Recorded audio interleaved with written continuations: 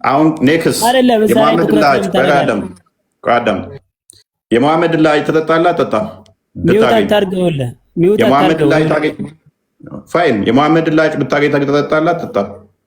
ለሃጭ አትበል ወንድሜ ታየር አጎቴ ታየር። ለሃጭ ለምንድን ነው የማልለው? አክታው ምንድን ነው የሚባለው? ለሃጭ አይደለም ለሃጭ ለአንተ የምታዝረው ምራቅ ነው።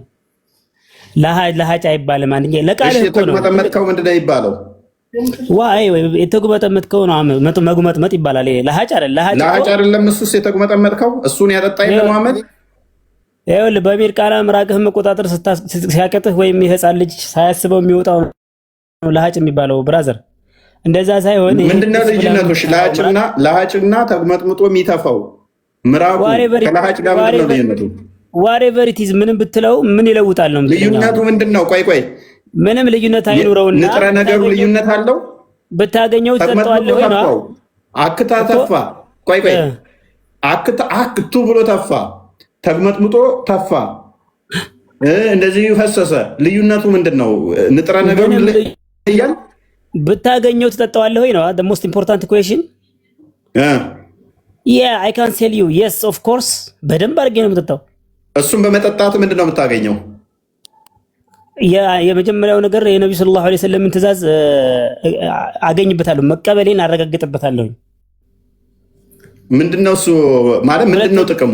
የመሐመድን የተጉመጠመጠበት የሱ ምራቅ ጠጥተህ ምንድነው ጥቅሙ? ሁለተኛው ደግሞ በረካ ታገኝበታለህ፣ ይገኝበታል ተባለ ይገኝበታል። ስለዚህ በመሐመድ ካካ ነው አይሚን ቆሻሻ ከሱ በሚወጣ ምራቅ ነው በረከት የሚሰጥህ አላህ። አዎ ይሄ እንግዲህ እዛ ላይ ይቀራል። አየኸው አሁን ዋና ትምህርቱን ከፈለግከው እንዲህ አይነት ነገራቶች ነብዩ ሰለላሁ ዐለይሂ ወሰለም ላይ የሚቀሩ ነገራቶች ናቸው። ደሙን ጠጣው ምናምን ያልከው ሐዲሱ ተዘግቧል፣ ሐዲሱ ወርዷል። ያኛው ሐዲሱ ላጎቴ ይኸው እንደፈለክ ብታደርገው አልኩህ እኮ ሆነም አልሆነም። ነብዩ እንግዲህ አትቃባት ነብዩ ሰለላሁ ዐለይሂ ወሰለም ሲያደርጉት የነበሩት አያስረዳኝ። ውዱ ማለት ነው። ውዱ ማለት ምን ማለት ነው? እንደገና ሌላ ትምህርት ላስተምር ስለ ውዱ ደግሞ ይኸውልህ አጎቴ ታይር እፎይ አዳምጠኝ። ዋናው ነገር ከትምህርቱ የምትቀስመው ነገር ነው። አሁን እኔ ግን ኡስታዝ ነኝ ብዬ ወይም ሸህ ነኝ ብዬ እና ምራቄን ጠጡ ወይም ደሜን ጠጡ ይሄ አይሆንም። አንዳንድ ቦታዎች ላይ ይሄ ይደረጋል ይከሰታልም። ያ አሁንም ያደርጉታል። ቃል ልክ የለአለው ምራቃቸውን ያጠጡ አሁንም አሉ አይደለ? አሉ ያንን አሁን የሚደገፍ አይደለም። እሱና ተከትለው አሁን ድረስ ውሃ ዘው ይመጣሉ አቶ እያሉ ይተፉላቸዋል፣ እሱን ይጠጡታል። አሁንም አለ ቃል ሊንክ ልክ የለአለው የሚያደርጉ የሉም ሳይሆን ምልህ ግን ያ ደግሞ ሩቃ ይባላል። በሲህርና በጅን ላይ ሲቀራ ነፍኽ ይባላል። ደግሞ ያ ደግሞ ምንድነው ትንፋሽ ነው የሚወጣው እንጂ ይሄ ትክክለኛ ዛቱ ምራቁ አይተፋም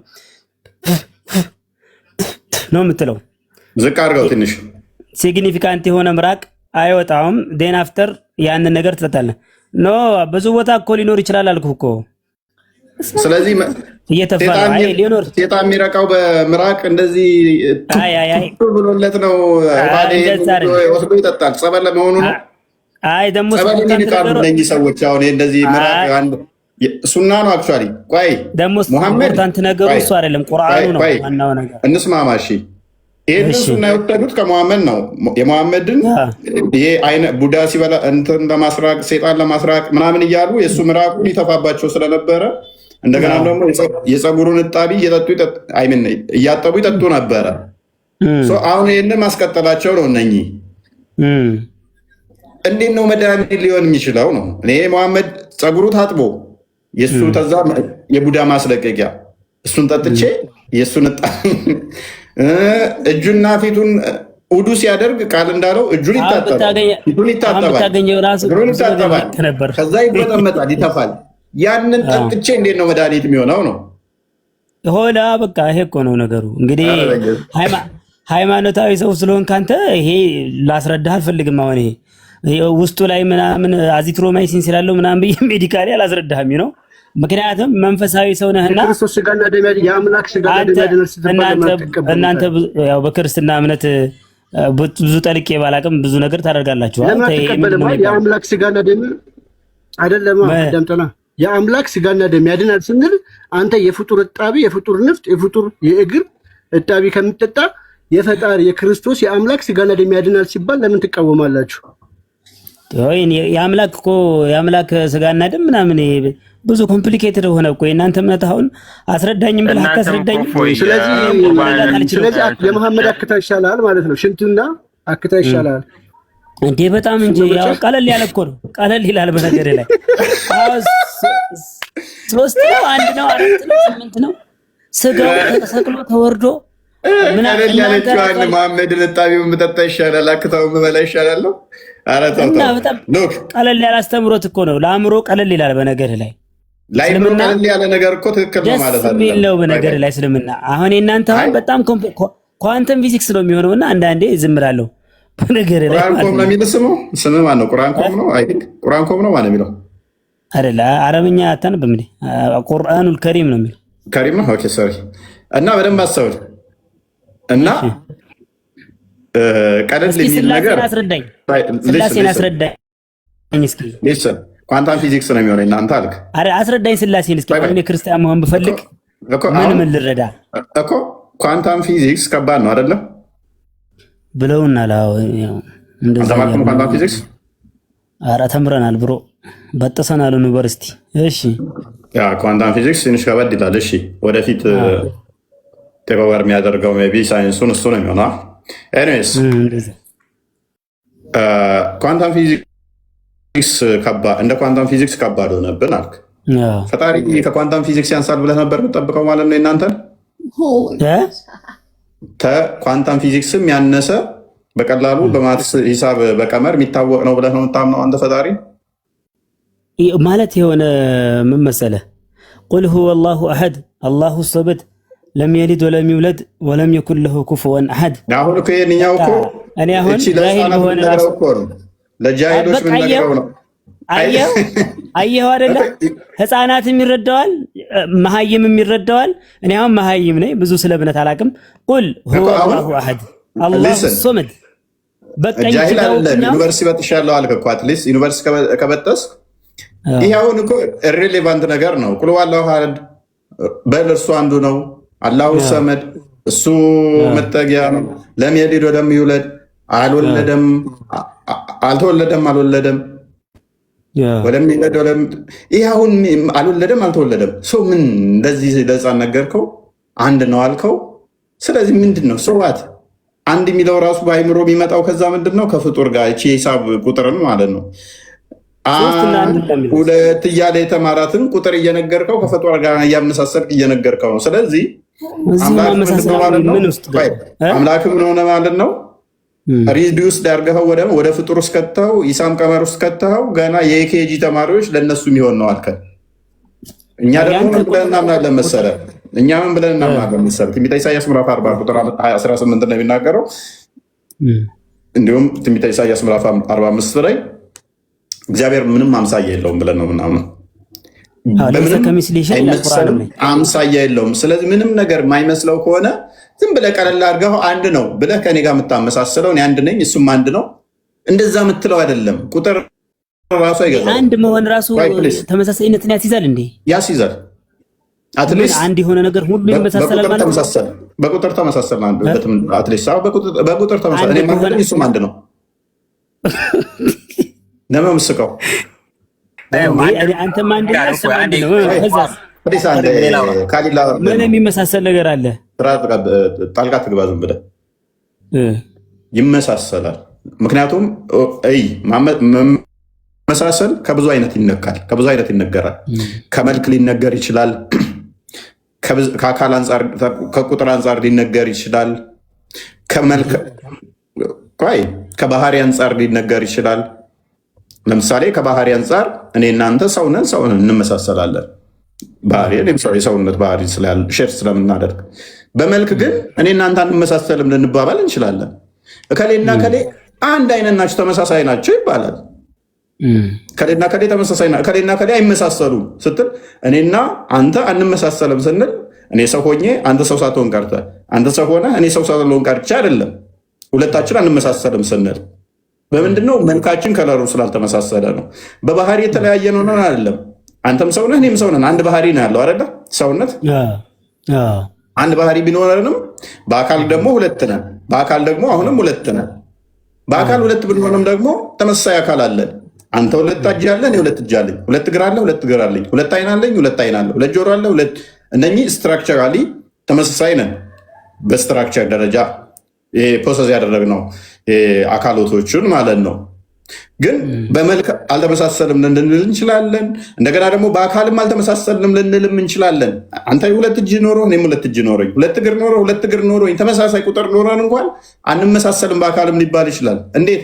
አንተ ወፍራም ግብዳ ልትሆን ትችላል፣ እኔ ቀጭን ልሆን እችላለሁ። ይህን መሰረት በማድረግ ውፍረትና ቅጥነትን በማድረግ ደግሞ አሁንም አንመሳሰልም ልንል እንችላለን። አየህ። ስለዚህ አንድ አካል ይመሳሰላል አይመሳሰል የሚባለው ዲፔንድ ይሆናል። ምንን መሰረት አድርገ ነው አይመስልም ይመስላል የምትለው ማለት ነው ለፍጡራን። ፈጣሪ ግን በምንም በቁጥርም በመልክም በሳይዝም በመጠንም በምንም ነገር ከፍጡራን ጋር አይመስልም። ስለዚህ ስንት አምላክ ነው ያለህ? አሁን አንተ ቁጥር ጥራ ብልህ ቁጥር የለውም ነው የምትለኝ? የሂሳቡን ቁጥር እየጠራ የሂሳቡን ቁጥር የማትማት የሚከፈል ከፊትና ከኋላ አስከታይ ያለውን ቁጥር እየጠራ ፕሪሰፖዝ አድርገህ ከሆነ ፈጣሪ በሱ አይገለጥም እልሃለሁ። ነገር ግን አንተ ለምሳሌ ስላሴ በስላሴ ታምናለህ? ያ ስላሴ ማለት ስላሴ አደኔም ኢንዲኬትስ ሶስትዮሽ ማለት እኮ ነው። ሶስት ማለት ነው። አሁን ሶስት ስትል ምንድን ነው ብዬ እልሃለሁ። አሁን አንድ ስትል እቼ ማትሷን አስከታይና ተከታይ ያላትን ቁጥር ከሆነ ኖ እልሃለሁ አልኩ። ለምንድን ነው እሷን ያልኩህ? አንድ ቁጥር በማትስ እንደተማርነው ፋይናይት ነው አይደለ? አላቂ ቁጥር ነው አይደለ? አንድ ነገር የሚያልቅ ነው አይደለ? ከፊቱ አስከታይ ያለው ከኋላ ዜሮ አለው አይደለ? አንድ ፈጣሪ ደግሞ እኛ ትራንሴንደንት ነው ኢንፋይናይት ነው ብለን ነው የምናምነው። ኢንፋይናይት የሆነ ነገር ፋይናይት የሆነ ነገር ይገልጸዋል ብለን አናምነው። ምንም አይገድበውም እኮ አሁን እሱን አስረዳለሁ። እንደዛ ከሆነ ምንም አይገድበውን በምንም አይለካውን ማይሰፈረውን በሚሰፈር በሚለካ በተገደበ ነገር አይገለጥም ብለን ካልን በኋላ በዛ ከገለጥ ነው በዛ ኤግዛክት ነው ካልን አስቸጋሪ ነው። ቁጥር አንድ ካልን መጠን አለው። ክብደቱ ይሄ፣ ውፍረቱ ይሄ፣ ቁመቱ ይሄ ተብሎ የሚገለጥ ነገር ነው። አንድ ሁለት ሶስት ተብሎ የሚቆጠሩ ነገሮች መጠናቸው ለሚታወቅ ቁመታቸው ይሄ፣ ወርዳቸው ይሄ፣ ሳይዛቸው ይሄ ተብሎ ለሚባል ነው። ፈጣሪ ደግሞ ኢንፋይናይት ነው ብለናል። ማለት ፋይናይት አይደለም። አሁን ለምሳሌ ንፋስን አንድ ሁለት ብለን አንቆጥረውም። ስለዚህ አንድ ሁለት ንፋስን እንኳን ማንን ብርሃን ቤት ውስጥ ያለን ብርሃን እዚህ ውስጥ አሁን አንድ ብርሃን ሁለት ብርሃን ብዬ አልቆጥረውም። ያንን እንኳን ቁጥር ለምን ኢንፋይናይት አድርጌ ይሄንን ፕሪሳፖዝ አድርጌ አንድ ብዬ ማልቆጥረው? ብርሃንን ቤቴ ውስጥ ያለ ስንት ብርሃን አለ ቤቴ ውስጥ ብዬ ማልቆጥረው? ፈጣሪ ደግሞ ብርሃንን የፈጠረ ከንፋስም የሚረቅ ከሁሉ ረቂቅ የሆነ ነው ብዬ አምናለሁ። በሁሉ የሞላ ከስፔስ እና ፕሌስ ውጭም ያለ ነው ብዬ አምናለሁ። ታዲያ እቺ ቁጥር አንድ ስል ይሄ አንድ ስል መጠን አለው፣ ይታወቃል፣ ሳይዝ አለው። ቁጥሮች ሁሉ አንድ ሁለት የሚባሉት ከኋላቸው ያስከተሉት ከፊታቸው የሚከተላቸው አለ፣ አላቂ ስለሆኑ ማለት ነው። ሊቆጠሩ ሊለኩ ሊሰፈሩ የሚችሉ ናቸው። ማይቆጠሩ ነገሮች ይሰፈራሉ። አንድ ብርጭቆ ውሃ ሁለት ምናምን በብርጭቆ ውሃ ተብሎ ሊለካ ይችላል ስለማይቆጠር። ካውንቴብል ኤንድ ኢንካውንቴብል ነምበር የሚባል አለ በግዑዛን ላይ እንኳን ለውሃ ውሃ ንፋስ እንደዚህ አሁን አንቆጥራቸውም አንካውንቴብል ስለሆኑ አንድ ውሃ ሁለት ውሃ ምናምን ብለን አንቆጥርም፣ በቃ ነው የምንሰፍራቸው። እኛ ግን ሊቆጠሩ የሚችሉ አንድ ሁለት ሶስት የሚባሉ ግን ሊለኩ የሚችሉ መጠን ያላቸው ወርድ ያላቸው ሄት ያላቸው ናቸው። ፈጣሪ ደግሞ ቁመቱ እንደዚህ ወርዱ እንደዚህ ሄቱ እንደዚህ ከዚህ እስከዚህ በቦታ የሚካለል አይደለም። ከዚህ አንጻር እነኚህ ቁጥሮች ቤዝድ ያደረጉት ፍጡራን ነገር ላይ ስለሆነ ፈጣሪም ቁመቱ እንደዚህ ወርዱ እንደዚህ በሚለው ቁጥር ውስጥ አስበ ነው አንድ ነው ካልን ተፍጡር ጋር ማመሳሰል ነው። ታዲያ ለምንድን ነው አንድ ምንለው? አንድም ሶስትም እንዴት እንላለን? ለምን ትላላችሁ ብለህ አልጠይቀኛል አይደለ? አንድ ስንል አንድ ባህሪ አለ፣ አንድ መለኮት አለ እያልን ነው። አንድ ስንል ምን እያልን ነው? ያ የማይቆጠር ማይሰፈር ማይለካ ፍጡራንን ያልሆነ ሌላ የለም ለማለት ነው። እንደሱ ያለ እሱም አምሳያ የለውም፣ አንድ ነው። እሱን የሚመስል የለም። እኛም እኮ እንደዛ ነው። አላህ አንድ ቁጥርን ሰፖዝ አድርገን ያ የሚመስል የለውም ለማለት እኮ ነው። ታዲያ ያ ተገናኘን ማለት ነው። ፕሪሰፖዝ ያደረግነው እኛ ምንድነው እሱን የሚመስል የለም። ስለዚህ አንድ መለኮት አለ። በአንድ መለኮት እኛም እኮ እንደዛ ነው ያልነው። እኛ አንድ ብለን ቆይ ቅርታና ክላስ ውስጥ ስንት ሰው አለ ብትል ለምሳሌ ቆይ አንዴ ኔክስት ፍሬ እንምጣ እኮ ኔክስት ፍሬ እንገናኛለን። ስለዚህ አንድ አካል አንድ መለኮት ስንል ሌላ ባህር የለም፣ ሌላ ፈጣሪ የለም፣ እርሱ ብቻ ነው። አንድ መለኮት ብቻ ነው ያለው እያልን ነው። ስፔሻል መሆኑ ማሳያ ነው ያ እንጂ ቁጥርን ቁጥርን ፕሪሰፖዝ አድርገን አይደለም። እቺ የምትካፈለውን ቁጥር ታሳቢ አድርገን አይደለም። አንድ ምን እኛ ግን ያንን ታሳቢ አድርገን ነው። እኛ ግን እሱን አናደርግም። አየህ እኛ ደግሞ እሱን ታሳቢ አድርገን ነው። አላህ አንድ ነው ስንል ቁጥሩ ራሱ ይሄ አማርኛው ቁጥር አለ አይደለም ብራዘር? ሁለት አንድ አላህ አንድ ነው ስንል ሁለት አይደለም ሶስት አይደለም ማለታችን ነው። በነገር ላይ አላህ ብቸኛ ነው። ስለዚህ ቁጥርን ብቸኛ ነው ማለት ነው። ጎበዝ ቁጥርን ታሳቢ አድርገህ ከሆነ ቅድም ቁጥርን ዲፋይን ባደረግኩት መሰረት ቁጥሮች ከኋላቸው የሚያስከትሉ ከፊታቸው የሚሄድ አለና ፋይናይት ናቸው። መሀል ስለሆኑ ፋይናይት ናቸው። ስለዚህ አምላክ ፋይናይት ነው ማለት ነው። ትራንሴንደንት አይደለም፣ ኢንፋይናይት አይደለም። የፍጡራን መለኪያ የሚለካበት ቁመት አለው፣ ወርድ ያለው፣ ሄት ያለው የሚታወቅ ነው ማለት ነው። ምክንያቱም እነኚህ ቁጥሮች ሪፕሬዘንት የሚያደርጉት የሚታወቅማ ሊሆን አይችልም። ቅድም ተስማምተናል። ለይሰ ከሚስሊሂ ሸይኡን ወሁወ ሰሚዑል በሲር ይላል። እሱ አላህ አንዳች የሚመስለው ነገር የለም ወለም የኩን ለሁ ኩፉወን አሐድ ይላል። ስለዚህ ኮንትራዲክሽን ሰልፍ ሪፊቴሽን ራስ ላይ እየሰራ ነው። ምክንያቱም ምን አመጣ መሰለ ኢንፋይናይት የሆነውን ነገር ደግሞ ፋይናይት ይገልጠዋል ብለኸኛል እኮ። ምክንያቱም እኔ እኮ አይደለም ኢንፋይናይት ነው ኢንፋይናይት አይደለም እኮ አላልኩህም እኮ ቅድም። እሺ ወደ ኔክስት እንለፍ። እሺ ወደ ኔክስት እናልፍ። እንዴት እንደሚመስል ላሳየ። እኛ አንድ መለኮት አለ ስንል ያ አንዱ መለኮት አምሳያ የለውም ለማለት ከተጠቀምንበት፣ ነገር ግን እቺን ቁጥር የማትሷን ታሳቢ አናደርግም ካልኩህ መልካም። እዛ ላይ እኔ ላይ ችግር የለብህም። ጥያቄ ካለ እሱ ላይ እቀበልሃለሁ። አያዋጣችሁ የምትል አርጉመንት ካለህ ማለት ነው። እንደማዋጣህ አንተን ግን እያሳየሁህ ነው። ኔክስት ግን እኛ በአካል ሶስት ስንል በአካል ሶስት ስንል እኔ የሚል ሶስት አካል አለው። አንድ ባህሪ ላይ አንድ መለኮት ላይ ሶስት አካል አለ። አምላካችን ቃል አለው። አምላካችን ሕያው ነው፣ ሕይወት አለው። አምላካችን ልብ አለው፣ መገኛው እያልን ነው። አምላካችን ሙት አይደለም። አምላካችን ሙት አይደለም ስንል እስትንፋስ አለው። እስትንፋስ ስንል ይህንን ፕሪሳፖዝ እያደረግ ሳይሆን ሕያው ነው፣ የባህሪ ሕይወት አለው። የባህሪ ሕይወቱን አምላካችን ምን አለው እያልኩ ነው። የባህሪ ሕይወት አለው። የባህሪ ሕይወቱን ሁለተኛ አካል ብለን ጠራ። አምላካችን ቃል አለው። ቃሉ ግን እንደኔና እንዳንተ ዝርው ቃል አይደለም። የኔና አንተ ቃል ምንድን ነው? ድምፅ ነው፣ ማውጣት ነው። ከዛ ወዲያ ፍጡር ነው። የኔና አንተ ቃል በአየር ላይ ፈሶ የሚቀር ነው። ያንተና የኔ ቃል ምንም ማስራት ማይችል ማድረግ ማይችል ከአንተ ከወጣ ወጣ፣ ድምፅ ብቻው ነው የሚቀር ነው። የአምላካችን ቃሉ ግን ፍጡር አይደለም፣ ዘላለማዊ ከእርሱ ጋር ያለ ከእርሱ የተገኘ ከእርሱ የሚወጣ ከእርሱ ጋር ያለ ሁሉን የፈጠረ ሁሉን ያስገኘ ቃሉ ነው ብለን እናምናለን። ቃሉ ስለዚህ ምንድን ነው ብለን እናምናለን? አካላዊ ነው። አካላዊ ነው ስንል እንደዚህ እንደኔና እንዳንተ ቦዲ ያለው እያልን ሳይሆን መፍጠር የሚችል እኔ ማለት የሚችል ነው ቃሉ ራሱ። እንደኔና እንዳንተ ድምፅ አይደለም፣ አምሳያ ስለሌለው። ስለዚህ ሶስት አካል ስንል ቃል አለው አምላካችን፣ ሕያው ነው፣ የባህሪ ሕይወት አለው እያልን ነው። ስለዚህ ይሄ ቃል ምንድን ነው የሚባለው? ማንንም የሚመስል የለውም። ሕያው ነው ያልከው የመጀመሪያው ማንም አላየውም። አለማየት ምን ችግር አለው?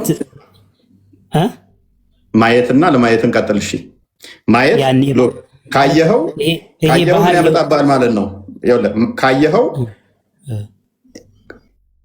የሚታይ ከሆነ አምላክ በባህሪው የሚታይ ከሆነ እምነት ዕብራውያን ምዕራፍ 11 ቁጥር 1 ላይ እንደሚናገረው እምነት ስላላየነው ነገር ተስፋ ስለምናደርገው የሚያስረግጥ ነው ይላል።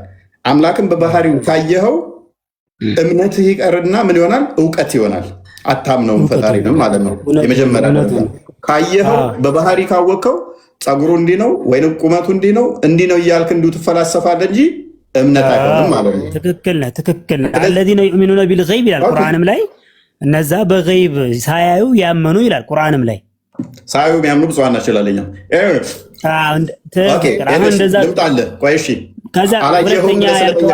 አላየኸውም ብለህ ስለጠየቀኝ ነው እኮ። አላዩትም፣ ፍጡራኖች አላዩትም። ያን ነው አለማየታቸው። አሁን ችግሩ ምንድን ነው? ችግር አለው እያልኩ እኮ አይደለም፣ ጥያቄ ነው። እኔ እንዳምናለሁ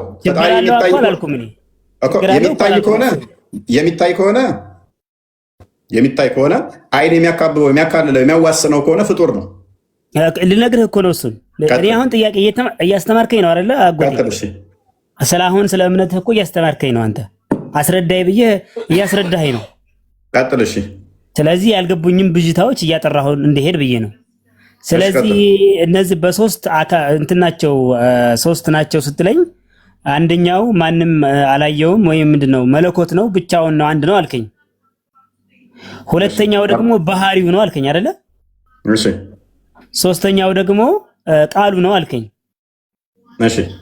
ቃሉ ደግሞ እንደኔና እንዳንተ ሳይሆን ፍጡር ያልሆነ ምናምን ነው አልክና አይ ቲንክ ቃሉ ማለት ኢየሱስ መሰለኝ አይደለ? እሺ ነው አይደለ? እንዳልሳሳት ብዬ ነው። ያው ቀጥል እሺ። በስጋ የተገለጠ በስጋ ሲገለጥ ኢየሱስ ይሆናል። እሺ በመጀመሪያ ላርመ በስጋ ሲገለጥ ኢየሱስ ይሆናል። በኩነትኛ ብለን እናምናለን። አብ መገኛ ሶርስ ወይንም ደግሞ ልብ ብለን እናምናለን። ያ መገኛው ወይንም አባት ብለን የምንለው ምን አለው? ቃል አለው። የባህሪ ህይወት አለው። ቃል አለው። የባህሪ ህይወት አለው።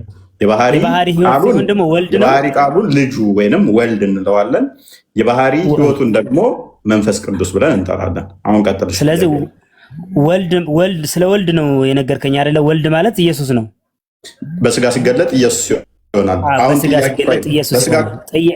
ጥያቄ ምንድን ነው? ጥያቄ ምንድን ነው? አሁን አብና መንፈስ ቅዱስ ፍጡራኖች አይተውታል አላዩትም? አብና መንፈስ ቅዱስን ፍጡራን አይተውታል አላዩትም? የስ ኦር ኖ ኩዌሽን ነው። አይተውታል ኦር አላዩትም ነው። አይ ሆፕ ሶ።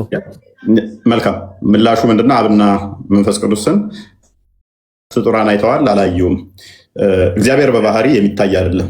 እግዚአብሔር በባህሪ የሚታይ አይደለም። ስለዚህ አላዩትም። ስለዚህ በባህሪ የሚታይ አይደለም ካልኩ በአካል ከፍለህ አብና መንፈስ ቅዱስ ይታያል አይታይ የሚለው አያስኬድም ማለት ነው። ወልድም አልታየም ማለት ወልድ እኮ ለብቻው ታይቷል ብዬ ነው። ወልድ እኮ ታይቷል ብዬ ነው። በባህሪ አልታየም። ባህሪው እዛ ሲያደርግ የነበረው ባህሪው አይደል እንዴ? ለምሳሌ ሲምራቸው እየተጠቀጡት አውፍ ሲላቸው ነበር። ያ እኮ ባህሪ ማለት እኮ ባህሪ ነው አይደለ? ሲቸገሩ አይናቸውን አብሶ ሲያበራላቸው ለምጥ የነበሩትን ሲያድናቸው ይሄ እኮ ባህሪው እኮ ነው። ወልድ ማለት ምን ባህሪ ያለው? ውይ ወልድ እኮ አስተማሪ ነበረ፣ እንዲህ ነበረ ይባላል። ባህሪ ነው። ሌላ ባህሪ ምን አለው ታዲያ? አዳምጠኝ። ክርስቶስን ያየነው በስጋ ነው። የማይታየውን ያየነው በስጋ ነው።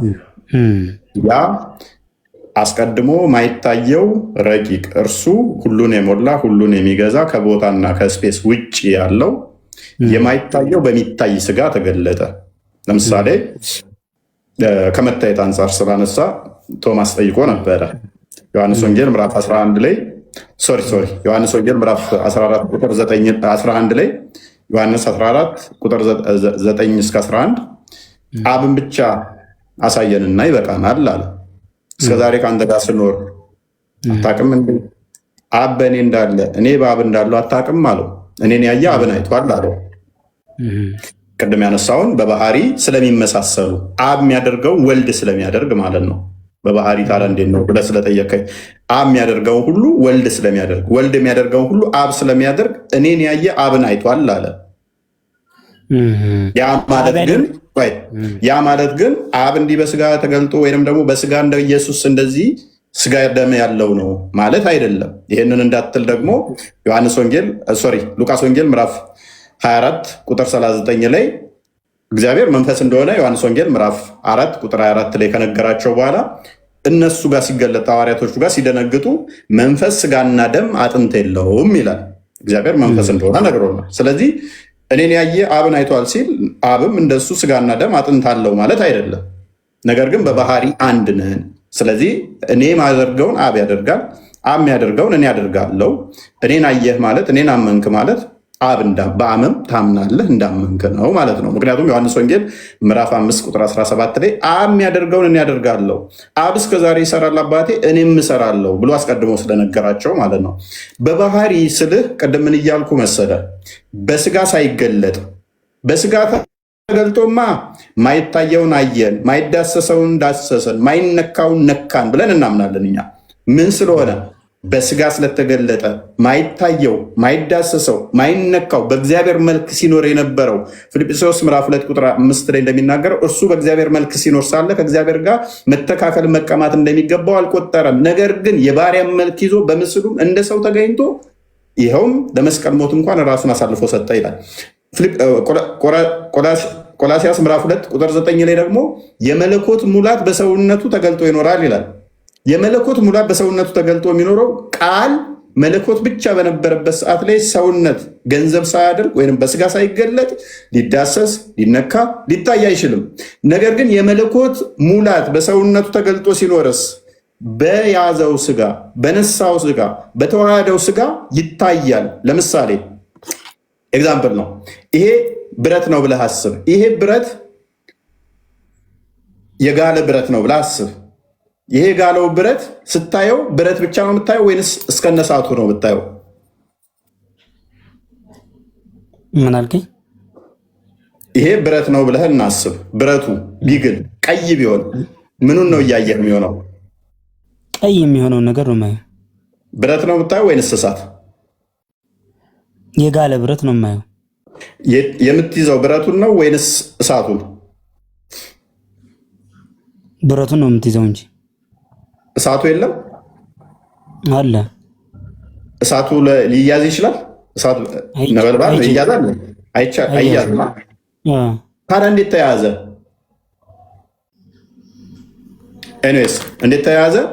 የብረቱን ገንዘብ ገንዘብ አድርጓል። እሳቱ የብረቱን ገንዘብ ገንዘብ አደረገ። ብረቱም ደግሞ የእሳቱን ገንዘብ ገንዘብ አደረገ።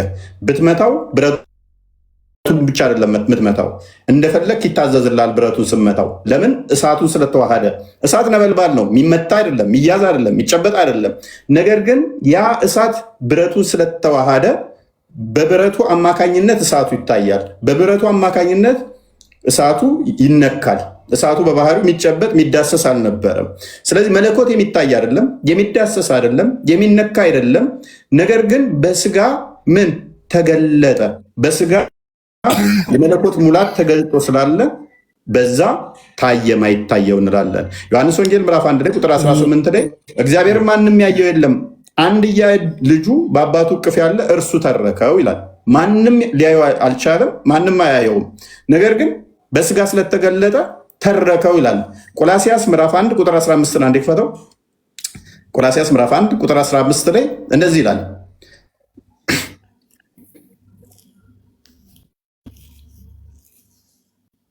ሉክ እርሱ የማይታይ አምላክ እርሱ ክርስቶስ የማይታይ አምላክ ምሳሌ ነው።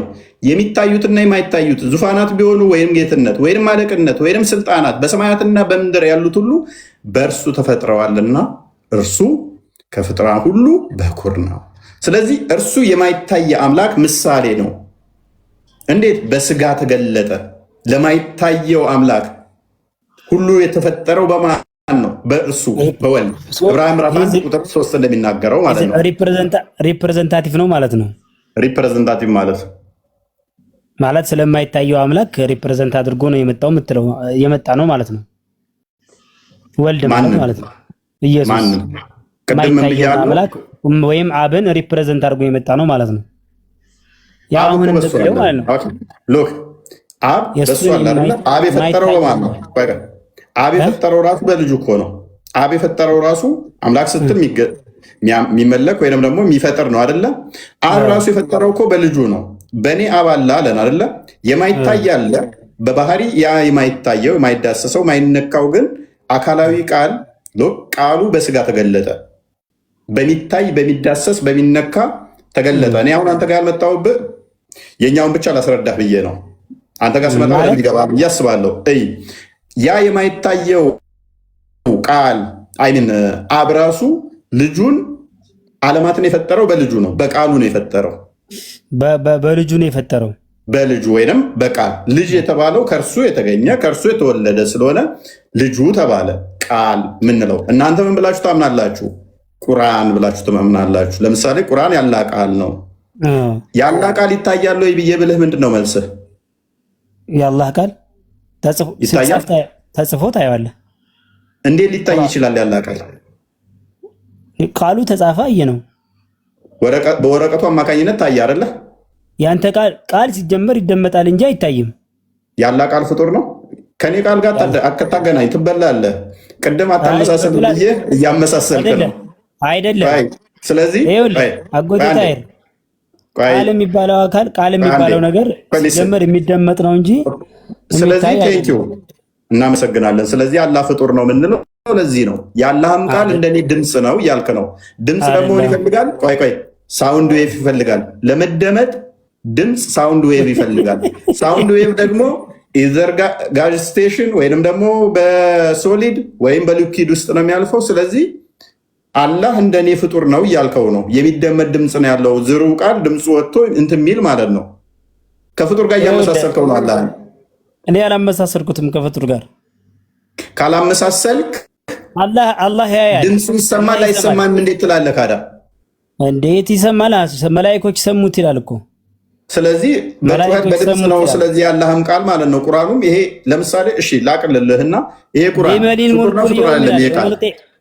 የውመል ቂያማ እናንተም የምትሰሙት ቃል አለ። ይኸውልህ ተስማማው። ወደ ቶፒኩ ለመመለስ ስል ተስማማው። ይሄ የምታየው ቃል ፍጡር ነው ፍጡር አይደለም? ቁርአኑ ምኑ ይሄ የምታየው ፍጡር ነው ፍጡር አይደለም? ፍጡር ነው ፍጡር አይደለም? የአላህ ቃል ፍጡር ሊሆን አይችልም። አጎቴ ታይር ፍጡር ሊሆን አይችልም። ስለዚህ ይሄ እያየሁት ያለሁት ፍጡር አይደለም ማለት ነው። ለምን ፍጡር ይሆናል? የአላህ ቃል እኮ ነው። ቁል ኢነማ ሐረመ ረቢ አልፈዋሒሽ እያለ የአላህ ቃል እኮ ነው። ምንድን ነው እሱ? እሺ ፍጡር ካልሆነ ወልቁርአኑ ከላሙላህ ገይሩ መክሉቅን ይላል። ቁርአን የአላህ ቃል አይልም። እንደዛ ሚል አንድ ሽታውም ጥቅስ የለም። ሽታውም የለም። እንኳን ቁርአን ላይ ሐዲስ ላይ የለም። አሁን ያልካትን አታመጣልኝም። ይሄ አቅዋለ ሰለፍ ነው። ይሄ አሁን እሱ ልስማማለህ። መረጃ ስለማታመጣበት ለጊዜው ፓራፍሬዝ አድርገን ወደ ቶፒኩ እንድንመለስ ለመግባባት ያህል ይሄ ቁርአን ፍጡር አይደለም ብለህ ነው የምታምነው አይደለ? እንደ እምነታችሁ ያላ ቃል ነው ብለህ ነው የምታምነው። ይሄ ወረቀት ላይ ሲጻፍ ይታያል፣ ይዳሰሳል፣ ይነካል። ፍጡር ያልሆነ ያላ ቃል በወረቀቱ አማካኝነት ይነካል፣ ይዳሰሳል አይደለ? እኛ ደግሞ ምን ብለን እናምናለን? የአብ የባህሪ ቃሉ በደንብ አስተውል። የማይነካው የማይዳሰሰው የማይታየው የባህሪ ቃሉ በስጋ ተገለጠ። ስለዚህ የመለኮት ምራ በስጋ ውስጥ ኢየሱስ ስጋው ነው ማለት ነው። ቆይ አንዴ፣ ስግው ቃል ነው ኢየሱስ ማለት ስግው ቃል፣ ስጋን የተዋሃደ ቃል ማለት ነው። አንተ የወረቀቱ ቃል ነው ማለት ነው። የወረቀቱ አሁን ወረቀት ብቀደው ሰማይንና ምድርን የፈጠረው በሱ ነው ማለት ነው። በቃል ነው የተፈጠረው ሁሉ። ስለዚህ ወረቀት ብቀደው ማለት ነው። ፕሊዝ ቃሉ ማለት ኢየሱስ ነው አይደለ? እንኳን ያዳምጣኝ። ቆይ እየተደማመጥን ነው። እንቀጥል። እየመለስክልኝ ብዬ ነው። በተቃራኒው ሰማይና ምድርን የፈጠረው በቃሉ ነው። ቃሉ ኢየሱስ ነው። ስለዚህ ሰማይና ምድርን የፈጠረው ኢየሱስ ነው ማለት ነው። እስኪ እንደዛ የሚል ጥቅስ አሳየኝ እስኪ። ቀደም እኮ አነበብኩልህ እኮ ወንድማችን። ኢየሱስ ታዲያ ሌላ ሶስተኛ ወገን ሆኖ ነው ያወራል እንትን ላይ መጽሐፍ ቅዱስ ላይ ፕሊስ እንደ ሶስተኛ ቁርአን። ስለዚህ ለምንድን ነው እንደ ሶስተኛ ሆኖ የሚያወራው ማለት? ቁርአን ደጋግሞ እንደ ሶስተኛ ሆኖ ያወራል። ቁርአን ውስጥ እኛ እያለ የሚያወራበት አለ፣ እነሱ እያለ የሚያወራበት አለ፣ እሱ እያለ የሚያወራበት አለ፣ ብዙ አይነት አለ። ይሄ ሂካያ ነው። ለምሳሌ እስኪ ኢየሱስ እኔ ፈጠርኩ የሚልበት አሳየኝ እስኪ። ለምን እንደዛ ብሎ ያወራል ቁርአን ውስጥ? አንተ ጋር ሲሆን ለምን እንትን ትላለህ? ማለት ለምሳሌ ስለ ታሪክ ሲያወራ እነ ሙሳ እንዲህ አድርገው እንደዚህ አድርገው ይላል አላህ Subhanahu Wa Ta'ala። እሺ ይሁን። ትእዛዝ ሲያዝ ለምሳሌ ቁል ብለህ በሌላቸዋል። ኖ አላህ በራሱ አንድም ቦታ ያወራበት የለም። በራእይ ወይንም እንደዚህ ወርዶ ነው አይደለ? ቁርአን ቀጥታ ለመሐመድ እንደዚህ የተናገረበት አለ በጅብሪል አለይሂ ሰላም አማካኝነት ነው። ስለዚህ በራሱ ቀጥታ ያወራበት አንድም የለም ማለት ነው። ማለት ለጅብሪል አለይሂ ሰላም በጅብሪል አለይሂ ሰላም አማካኝነት ለነብዩ ሰለላሁ ዐለይሂ ወሰለም ነው የተወረደው። እሱን እንትና የምትለው እኮ ቀጥታ አይባልም። ይሄ እኮ ተዘዋዋሪ ነው የሚባለው። አላህ ቀጥታ መናገሩን በምንም ማድረጃ የለህም ማለት ነው። ስለዚህ ምን ይሆናል? ማን ላይ ጥገኛ ይሆናል መሰለ? ማን ላይ ጥገኛ ይሆናል መሰለ? ጅብሪል አለ፣ ከአላህ ጅብሪል አለ፣ ከዛ መሐመድ አለ፣ ከዛ ቁርአን ጻፊዎች አሉ። ቀጥታ አይባልም። አየህ፣ ይሄ ቀጥታ የሚባለው መቼ መሰለ? ቀጥታ የሚባለው ቀጥታን ያወራለው አንተ ቀጥታ የተጻፈ ነው የሚሆነው። ቀጥታ የተጻፈ እንደዛ ካልሆነ ደግሞ ምንን ትቀበላለህ መሰለን ነው። ቀደም አነበብኩልህ ዓለማት ሁሉ በልጁ ተፈጠሩ ሲል አልቀበልም ካልክ እኮ ለምን ይላል? እንዴ መጽሐፍ ቅዱስ ላይ ቀደም እያነበብኩልህ አላየውም እንዴ? ምን ይላል? ዓለማት ሁሉ ከጥንት ጀምሮ እግዚአብሔር በብዙ አይነትና በብዙ ጎዳና ለአባቶቻችን በነቢያት ሁሉ ተናግረው ሁሉም ወራሽ ባደረገው ደግሞም ዓለማትን በፈጠረበት በልጁ። ስለዚህ ቆይ ይሄ አሁን ቀጥታ ራእይ ተገልጾላቸው ይሄ ቀጥታ አይደለም ካልክ እኔ አንተን አላህ ለጅብሪል ነግሮ ጅብሪል ለሙሐመድ ነግሮ ሙሐመድ ለጻፊዎች ነግረው ከጻፊዎች የተደገኘን እኔ ለምን አምናለሁኝ? አያ መጨረሻ ዘመን ላይ እዚህ ጋር ሁሉን ወራሽ ባደረገው ደግሞም ዓለማትን በፈጠረበት በልጁ በዚህ ዘመን መጨረሻ ለኛ ተናገረን ይላል። ያ በስጋ ሲገለጥ አስቀድሞ በስጋ አልተገለጠም። ነቢያትን ሲልክ ከቆየ በኋላ እሱ ማን ነው ይላል? የክብሩ መንጸባረቅና የባህሪው ምሳሌ ነው። ከባህሪው ጋር የሚመሳሰል ማለት ነው። የባህሪው ምሳሌ ከተባለ ከእርሱ ጋር የተመካከለ የተመሳሰለ። እናንተ አሁን በባህሪ እንመሳሰላለና ሰው በመሆናችን ውሻ የአንተ የባህሪ ምሳሌ ሊሆን ይችላል? አይችልም። ምናልባት ቁጥር አንዳንድ ባዕድ ከፊል ባህሪዎች ሊያመሳስሉ ይችላል። ይሄ እፎይ ውሻ ነው ቢባል በኔጌቲቭ ሳይድ ነው። ይሄ ግን የባህሪው ምሳሌ ሲባል ዓለማትን የፈጠረበት ስለሆነ ነው። ለዚህም ነው የባህሪው ምሳሌ ስለሆነ ክርስቶስ ምን አለ? ዮሐንስ ወንጌል ምዕራፍ 10 ቁጥር 30 ላይ እኔና አብ አንድ ነን አለ። ለምን? በባህሪ አንድ ስለሆኑ። አስቀድሞ እርሱ ሕይወት እንደሚሰጥ አብ ሕይወት እንደሚሰጥ እሱ ሙታን እንደሚያስነሳ እሱ እንደሚያስነሳ ከሱ ከበጎቹ ማንም ተጆቹ ማውጣት እንደማይችል አብም ከአብም እጅ ማውጣት እንደማይችሉ ነገረ መጣና እኔና አብ አንድ ነን አለ። ይህን ጊዜ አይሁዶ የገባቸው ራሱን በባህሪ ከአብ ጋር እያስተካከለ እንደሆነ ስለገባቸው ሊወግሩ ድንጋይ አነሱ። እሱ በእንትንስ ቢሆን በምንድን ነው በመልእክቱስ ቢሆን ለምሳሌ ቁል ኢን ኩንቱም ቱሂቡነ አላህ ፈተቢዑኒ ዩህቢብኩም አላህ ይላል። ወይም ደግሞ መን አጣዐኒ ፈቀድ አጣዐ አላህ አጢዑ ላህ ወአጢዑ ረሱል በመታዘዝ ቢሆንስ? አይገናኝማ። እኔን ታዘዙ እኔን የታዘዘ አላህን የታዘዘ ነው። አላህን የታዘዘ እኔን የታዘዘ ምን አገናኘው? እንደዚህ ማለት ይችላል ሙሐመድ? እኔና አላህ አንድ ነን ማለት ይችላል? ማለት ቁርአን ላይ የሚለው እንደዛ አይደለም። ያው ሐዲስም ላይ መታዘዝ ሌላ ጉዳይ ነው። ሳይሆን ታዘዙ ማለት የእሱን ትእዛዝ እያዘዝኩ ነውና ታዘዙ ሌላ ጉዳይ ነው። እኔና አላህ አንድ ነን ማለት ይችላል? ከላይ እኮ ግን የሰጠኝ አባቴ ከሁሉ ይበልጣል ይላል። ያው ከኔም ይበልጣል ማለቱ ነው አይደል? የሚበላለጥ ነገር ደግሞ የተለያዩ ናቸው ማለት ነው። ከአባቴም ልጅ ሊነጥቃቸው ማንም አይችልም ይላል። እሺ መለስ አድርገው ቁጥር 7 ጀምሮ ላሳየህ። ከሁሉ ይበልጣል ይላል። ችግር የለም እኮ ላሳየህ። በጎቼ ድምፄን ይሰማሉ ይላል አይደለ? እኔም አውቃቸዋለሁ ይከተሉኛልም ይላል። ራሱ ያውቃቸዋል በጎቹ። እሺ ህዝቡ እንዳለ ያውቃቸዋል፣ እሱ የሚከተሉትን የሚያምኑትን። እኔም ምን አደርጋቸዋለሁ ይላል? የዘላለም ህይወትን እሰጣቸዋለሁ ይላል። የዘላለም ህይወት የሚሰጠው ፈጣሪ ፍጡር የዘላለም ህይወት የሚሰጠው ፈጣሪ ነው። የዘላለም ህይወት ደግሞ በማስተማርም ይሰጣል። ስታስተምረው አይሰጥም። ፕሊስ ትሰጠኛለህ። ሙሐመድ የዘላለም ህይወት ይሰጣል የሚል ትሰጠኛለህ። ያሰጥ ይሆናል እንጂ አይሰጥም። በደንብ ያሰጣል። አዳምጥ። በጎቼ ድምፄን ይሰማሉ አለ። እኔም አውቃቸዋለሁ ይከተሉኛልም። በጎቹ ድምፁን ይሰማሉ፣ ያውቁታል፣ ይከተሉታልም። እኔም የዘላለም ህይወትን እሰጣቸዋለሁ አለ። ፍጡርማ ራሱ የዘላለም ህይወት ተቀባይ ነው። በደንብ አስተውል። እሱ ራሱ ዘላለም ሕይወት የሚቀበል የሚሰጠው ነው። ክርስቶስ ግን የዘላለም ሕይወት በጎች ማለት ባይዞ እረኛ ማለት በብሉይ ኪዳን ደጋግሞ እግዚአብሔር እረኛችን ነው ተብሎ ተገልጿል። ያ ማለት ጠባቂያችን፣ የነፍሳችን መጋቢ፣ ተንከባካቢያችን። እረኛ በጎቹን ይጠብቃል። መልካም ሰመር ያለበት ቦታ ላይ አሰማርቶ አብልቶ አጥግቦ ይመልሳቸዋል። ተኩላን እንዳይመጣ ይከላከልላቸዋል። ከቀማኛ ከሌባም ይጠብቃቸዋል። ስለዚህ የነፍሳችን ጠባቂ በብሉይ ኪዳን ደጋግሞ እግዚአብሔር ብቻ ነው የሚሰጠው፣ ለእግዚአብሔር ነው የሚሰጠው። የበጎቹ ጠባቂ ተብሎ የሚባለው እግዚአብሔር ነው። ስለዚህ ከታች ያለው ጥቅስ እኔ እኮ እንሄዳለን። ቆይ እንሄዳለን። ስለዚህ በጎቼ ድምፄን ይሰማሉ፣ እኔም አውቃቸዋለሁ፣ ይከተሉኛልም። የሚከተሉት ምን ብለው ነው? ምን ለማግኘት ነው? እኔም የዘላለም ሕይወት ሰጣቸዋለሁ። የዘላለም ሕይወት እንዲሰጣቸው ነው። ለዘላለም ምን አይልም፣ አይጠፉም። ከእጄ ማንም አይነጥቃቸውም። ከእጁ ይነጥቃቸዋለህ? ከእጁ ይነጥቃቸዋለህ? ማንም አይነጥቃቸውም አለ። እሺ፣ ከዛ ከታች ምን ይላል ደግሞ? ስለዚህ ከእጁ ማንም ሊነጥቃቸው ካልቻለ የዘላለም ሕይወት እንደሚሰጥ እሱም ከተማመንን፣ ከስር ደግሞ ስለ አባቱ ይነግረናል።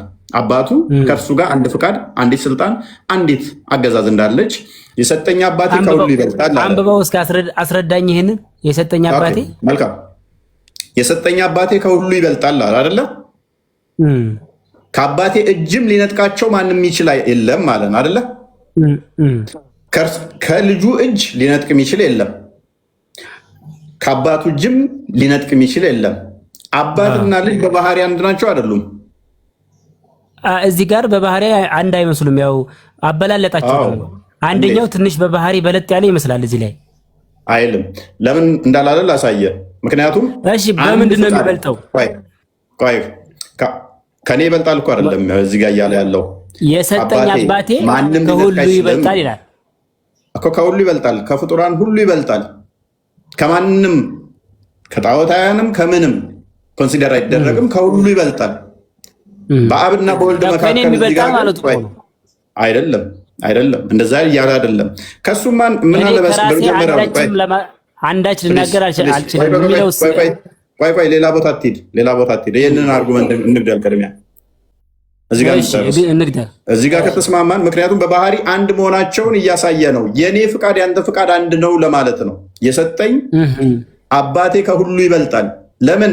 ቅድምም ብያለሁ መሰለ፣ አብ ልብ ብለን ወይም ደግሞ ሶርስ ብለናል፣ መገኛው ብለናል። ቃል ደግሞ አይምን ወልድ ደግሞ ቃል ብለናል አይደለ? እዚህ ግን ኢንዲፔንደንትሊ እየነገራቸው ነው። ግን ማለት ለየት ያደርጋቸው እኔ ሶስት አካል ያለ እየነገራቸው ነው። ያ ሶስት አካል አሉ። ከወልድም ማንም ሊነጥቅ አይችልም፣ ከአብም ማንም ሊነጥቅ አይችልም። አብ የወልድ አባት ነው። አባቱ ከሆነ ደግሞ በባህሪ አንድ ናቸው። በባህሪ አንድ ከሆኑ ደግሞ በእነሱ መካከል ልዩነት የለም፣ በባህሪ ማለት ነው። ልዩነት አለ እንዳትል ደግሞ ቁጥር 30 ይዘጋብሃል እኮ ወንድማችን። በእነሱ መካከል መበላለጥ አለ እንዳትል እኔና አብ እንበላለጣለን ነው የሚለው ወይንስ አንድ ነን ነው የሚለው? ላይ ነው እንበላለጣ ይበልጣል የሚለው እንጂ እዚህ ጋር አብ አንድ ነን ይላል። ላይማ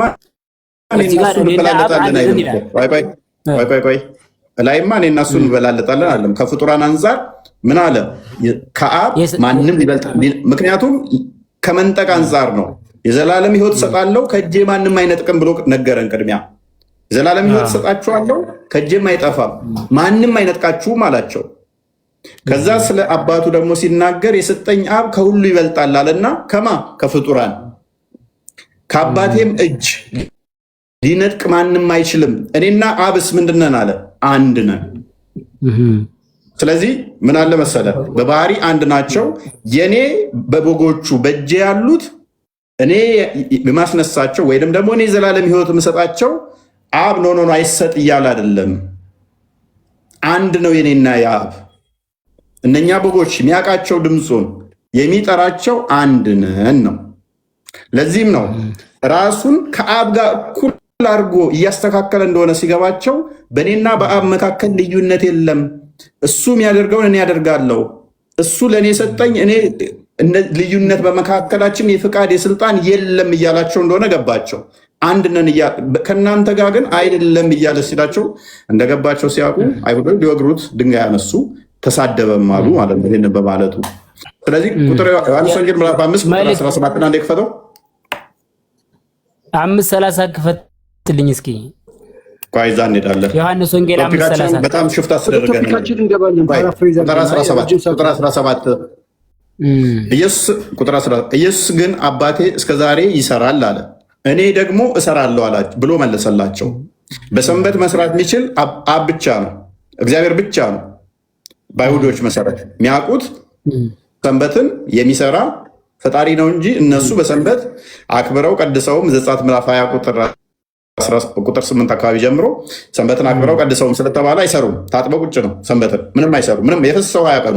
ይሄ ቁርአን ላይም አለ። ሱረቱ በቀራ 65ኛው አያ ላይ ከ61 ጀምሮ በሰንበት የሰሩትን ወደ ጅንጀሮነት ቀይሯቸዋል አላህ በሰንበት ስለሰሩ። ክርስቶስ ግን በሰንበት ይሰራ ነበረ። ማርቆስ ወንጌል ምዕራፍ 2 ላይ ወደ መጨረሻ 34 ነው መጨረሻ አካባቢ ላይ የሰንበት ጌታዋም እንደሆነ ነገራቸው። ደግሞም ፈወሰበት በሰንበት። ከዛ እንዴት በሰንበት ይሰራል? ከፈጣሪ ውጭ ማንም አይሰራም አሉት። ምን ብሎ መለሰላቸው? ስለዚህ ሰንበትን በሰንበት ይህን ስላደረገ ሊከሱት እንትን አሉ። ኢየሱስ ግን አባቴ እስከዛሬ ይሰራል፣ እኔ ደግሞ እሰራለሁ ብሎ መለሰላቸው። እንግዲህ ሰንበትን ስለሻረ ብቻ አይደለም፣ ነገር ግን ደግሞ ራሱን ከእግዚአብሔር ጋር ተስተካክሎ እግዚአብሔር አባቴ ነው ስላለ፣ ስለዚህ አይሁድ ሊገድሉት አብዝተው ይፈልጉት ነበር። ስለዚህ አሁን የ2000 ዓመት በፊት የተጻፈ መጽሐፍ ነው። በደንብ አስበው። በጊዜው የነበሩ ሰዎች እንደኔና እንዳንተ አይደለም አረዳዳቸው። ሞሮፍ እንዴት ነው ምን እያለ እንደሆነ በደንብ ገብቷቸዋል፣ ተረድተውታል። ሰንበትን ይህን እንዴት ተረዱት ታዲያ? ይቅርታና ዮሐንስ ወንጌል 5:30 ላይ ደግሞ ያው መልእክተኛ እንደሆነና መላክ እንጂ ሌላ ነገር እንደሌለው ደግሞ ይናገራል። እዛ ላይ ትንሽ ተጣረሰብኝ። እስኪ ትንሽ አስረዳኝ እስኪ። እሷን ንገርና እንመለሳለን። በቃ ዮሐንስ ወንጌል 30 ላይ ያለው እኔ ከራሴ አንዳች ላደርግ አይቻለኝም እያለ ነውና፣ እንዴት እኔ እንደሰማው ፈርዳለሁ፣ ፍርዴም ቅን ነው፣ የላከኝም ፈቃድ እንጂ ፈቃዴን አልሻምና ይላል። ያው እዚህ ጋር ደግሞ መልእክተኛነቱን ትንሽ ስለ መልእክተኛነቱ ነው የሚያወራው። እሺ ከቁጥር 28 ጀምሮ እንደዚህ ይላል። በመቃብር ድምፁ የሚሰማው የፈጣሪ ነው የፍጡር ነው? ድምፁ የሚሰማ በመቃብር ውስጥ የሚቀሰቅሰው ሱረቱ ሐጅ ይመስለኛል ቁጥር 6 እና 7 ላይ በቁርአን ላይ ከመቃብር ውስጥ የሚቀሰቅሳቸው አላህ ብቻ ነው አይደለ? ድምፄን ይሰማሉ እቀሰቅሳለሁ ያለው አላህ ነው አይደለ? አይ ወነፊኸ ፊሱር ይላል። የዛን ጊዜ በቀንድ ላይ ይነፋል። ያ ነው የሚቀሰቅሳቸው። መጀመሪያ ከመቃብር የሚቀሰቅሰው ማን ነው? አላህ አይደለም ነውና? አዎ አላህ ነው የሚቀሰቅሰው። ስለዚህ ከአላህ ውጭ ያለ የሚቀሰቅስ የለም። ስለዚህ በመቃብር ውስጥ ሕያው የሚያደርጋቸው የሚቀሰቅሳቸው ትንሣኤን የሚሰጣቸው አላህ ብቻ ነው። ሱረቱ ሐጅ ቁጥር 6 እና 7 ላይ ማለት ነው። አላህ ብቻ ነው ሕያው የሚያደርግ በመቃብር ያሉትን የሚቀሰቅስ እርሱ ብቻ ነው ይላል። ምን ይላል? ክርስቶስ ግን በመቃብር ያሉት ሁሉ ድምፁን የሚሰሙበት ሰዓት ይመጣል፣ መልካም ያደረጉ ለሕይወት ትንሣኤ፣ ክፉም ላደረጉ ለፍርድ ትንሣኤ ይወጣሉና በዚህ አትደነቁ አላቸው። ከፍ አድርገው። ስለዚህ በመቃብር ሁሉ ያሉት ድምፁን የሚሰሙ ከሆነ ክርስቶስ ከመቃብር ተነስቶ ከመቃብር ተለይቶ አድርጓል ማለት ነው። በመቃብር ውስጥ አይደለም፣ ገና ድምፁን በመቃብር ውስጥ የፈጣሪ የሚጠብቅ አይደለም። ክርስቶስ ስለተነሳ በመቃብር ያሉት ገና ትንሣኤን የእሱን ድምፅ የሚፈልጉ ናቸው። ዮሐንስ ወንጌል ምዕራፍ 11 ቁጥር 25 ላይ የሚያምንብኝ ቢሞት እንኳን ሕያው ይሆናል፣ ሕያው ይሆናል፣ ለዘላለም አይሞትም ብሎ ስለተናገረ በመቃብር ያሉት ተስፋ ያደርጋሉ ክርስቶስን ለመነሳት። ቅድም እዛ ጋር እንዳሳየው የዘላለም ሕይወት እሰጣቸዋለሁ በጎቼ ድምፄን ይሰማሉ ብሏል አይደለ? በመቃብር ያሉት ተስፋ ያደርጋሉ ድምፁን። ለምን? የዘላለም ሕይወት እንዲሰጣቸው። የዘላለም ሕይወት እሰጣቸዋለሁ ከእጄ ማንም አይነጥቃቸውም ብሏል ዮሐንስ ወንጌል ምዕራፍ 10 ቅድም ያነበብነው ላይ። ታዲያ እንደዛ ካለ በኋላ መልሶ ምን አለ? እኔ ከራሴ አንዳች ላደርግ አይቻለኝም ማለት እንደሰማው ፈርዳለሁ፣ ፍርዴም ቅን ነው፣ የላከኝም ፍቃድ እንጂ ፍቃዴን አልሻምና። እኔ ከራሴ አንዳች ግዴታ ነው ማለት ነው። እንትን አድርገው ዝቅ አድርገው ትንሽ።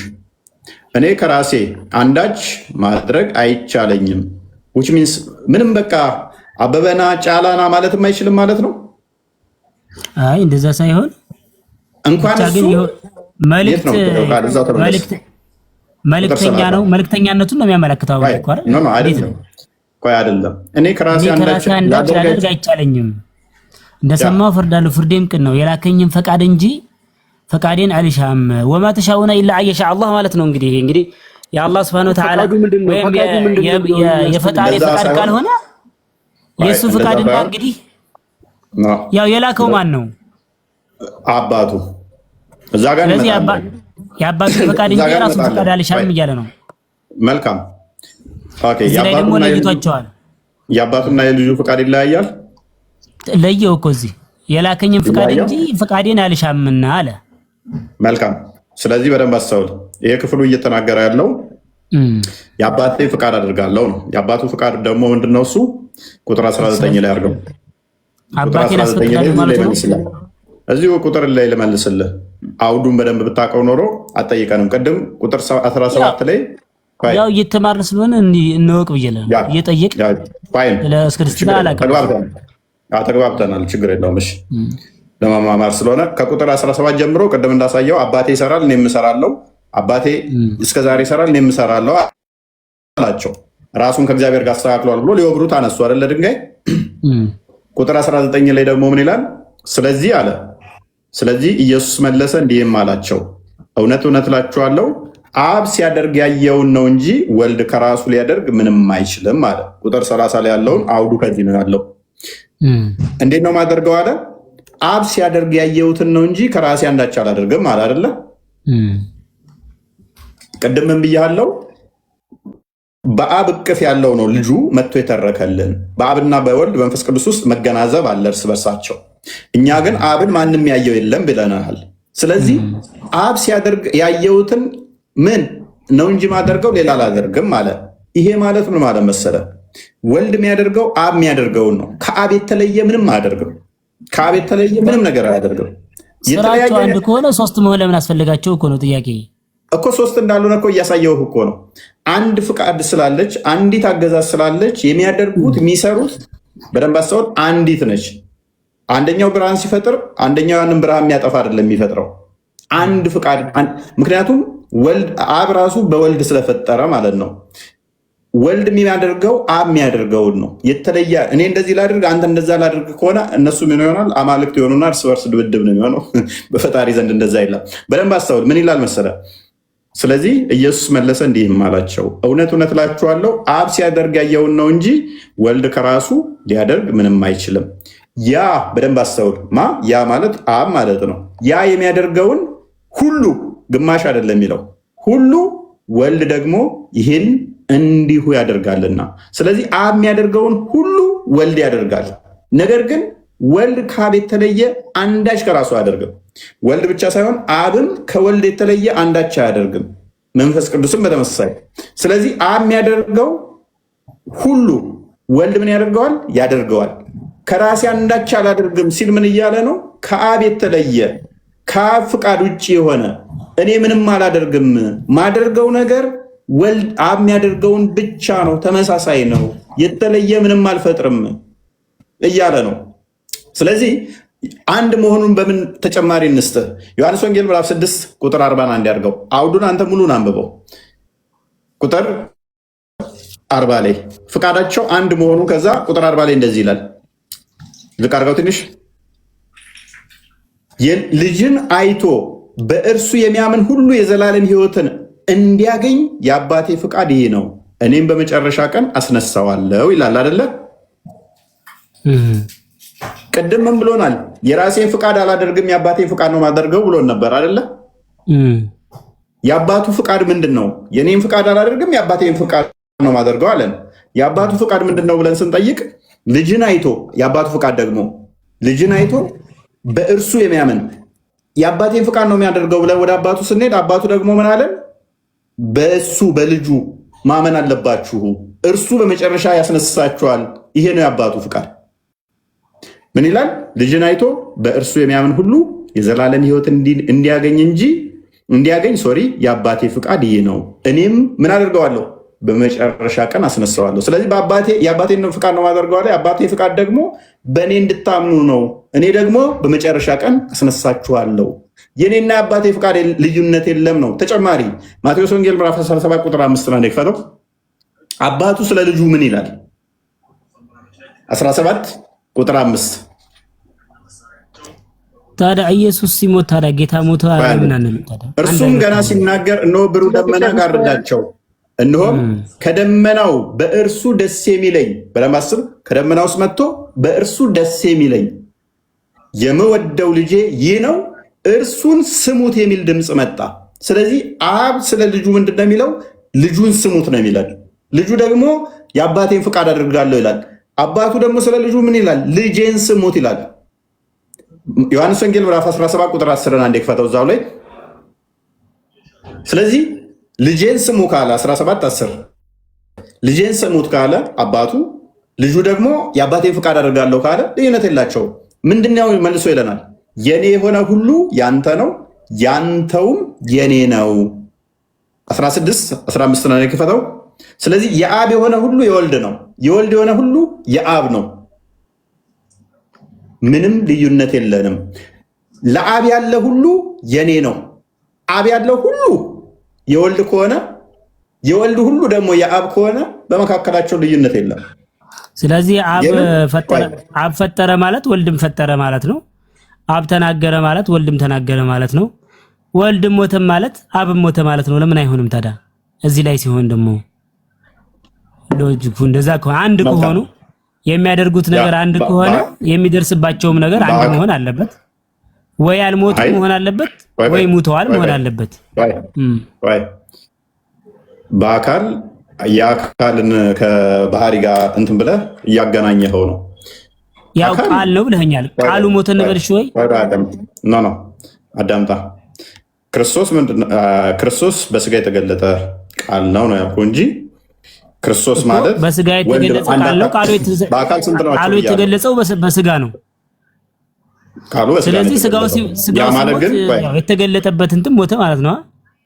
ምን በስጋው ነው የተገለጠው ቃሉ። ከሶስቱ አካል በተለየ አካሉ አንደኛው አካል ነው የተገለጠው አይደለ? በስጋ ስለዚህ ያ ስጋ ሙቷል አልሞተም በመጀመሪያ። ስለዚህ ሞተ ማለት ምንድነው? ስጋ ከነፍሱ ተለየች ማለት ነው። ስጋ ከነፍሱ ተለየ ማለት ነፍስ ነበረው ህይወት። ስጋና ነፍስ ደም ነው የተካፈለው። ስለዚህ ሲሞት ምንድነው የምንለው? ሲሞት ምንድነው ማለት? ሰቀሉትና ሞተ አይደለ? ከዛ ተቀበረም። ያ ስጋ ከነፍሱ ወደ ቶፒኩ ለመመለሳል ሲሞት ምንድነው ለሚለው ስጋ ከነፍሱ ተለየች። በቃ ስጋ ከነፍሱ ተለየ which is በስጋ ተቀበረ፣ በነፍስ ደግሞ በወይን ላሉት ሄዶ ሰበከላቸው። መለኮት ግን በሁሉ የሞላ ነው። ከስጋው ጋርም አለ ከነፍሱ ጋርም አለ። መለኮት በሁሉ የሞላ ስለሆነ በአባቱ እቅፍ አለ። ስለዚህ ወደ ቶፒኩ ላይ እንመለስ። አሁን ይበቃል። ያኔ ሲሞት ማለት ነው። ይበቃል።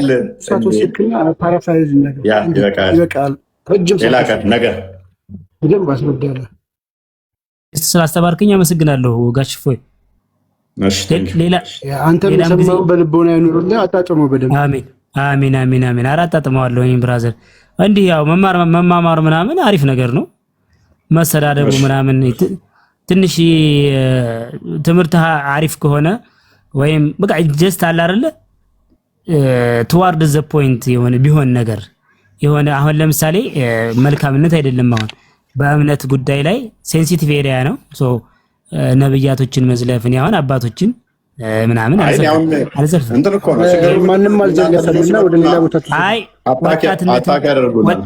ቢሆንም ምን ይላል መሰለህ? ኢድፋዕ ቢለቲ ሂየ አሕሰን ነው የሚለው ቁርአንም ላይ።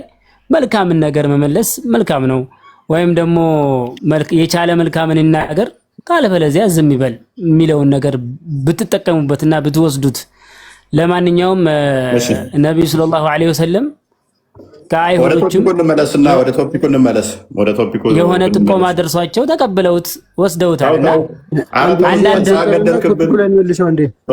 ከይቅርታ ጋር ማለት ነው ባትሳደብ የሚለውን ነገር እንደው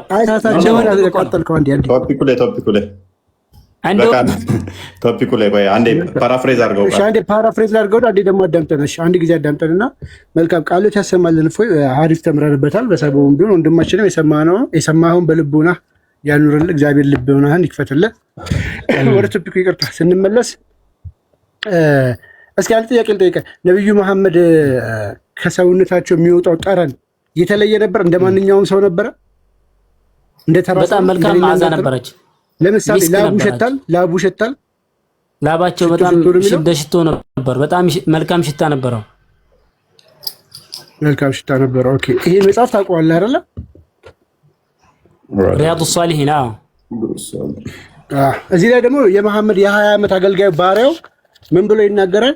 መሐመድ አንድ ቀንም ጥሩ ጠረን ሰምቼበት ወይ አሽቼበት አላውቅም ይላል። ካላህ መልእክተኛ ከሰለላሁ ዐለይሂ ወሰለም ጠረን ያማረ ሽታ ያለው ነገር አሽትቼ አላውቅም። ጠረኑ ሚስክ አንተ እንደምትለው ብራንድ ያስነቃል ሽቶ እንደምትለው ይሄ እየተናገረ ያለው 20 ዓመት ያገለገለው ባሪያው ነው። ለ20 ዓመታት አገልግያለሁ ይላል። ያላህ መልእክተኛ ከሱ የሚወጣው ጠረን አንድም ቀን ጥሩ ሽታ አሽትቼበት አላውቅም ይላል። ታዲያ ሐዲሶቹ እርስ በርስ ይጋጫሉ ማለት ነው? ወላሁ አለም። ያው ላብራራልህ አልችልም። ብቻ ሜቢ ካፍንጫ ሊለያይ ይችላል። ሌላ ሐዲስም አለ። አተጠይሩ ምን አተጠይሩ ማለት ሽቶ እንደውም ከነብያቶች ሱና ነውና የነብያቶች ሱና ነው። ይሄ ሽቶ የነብያቶች ሱና ነው።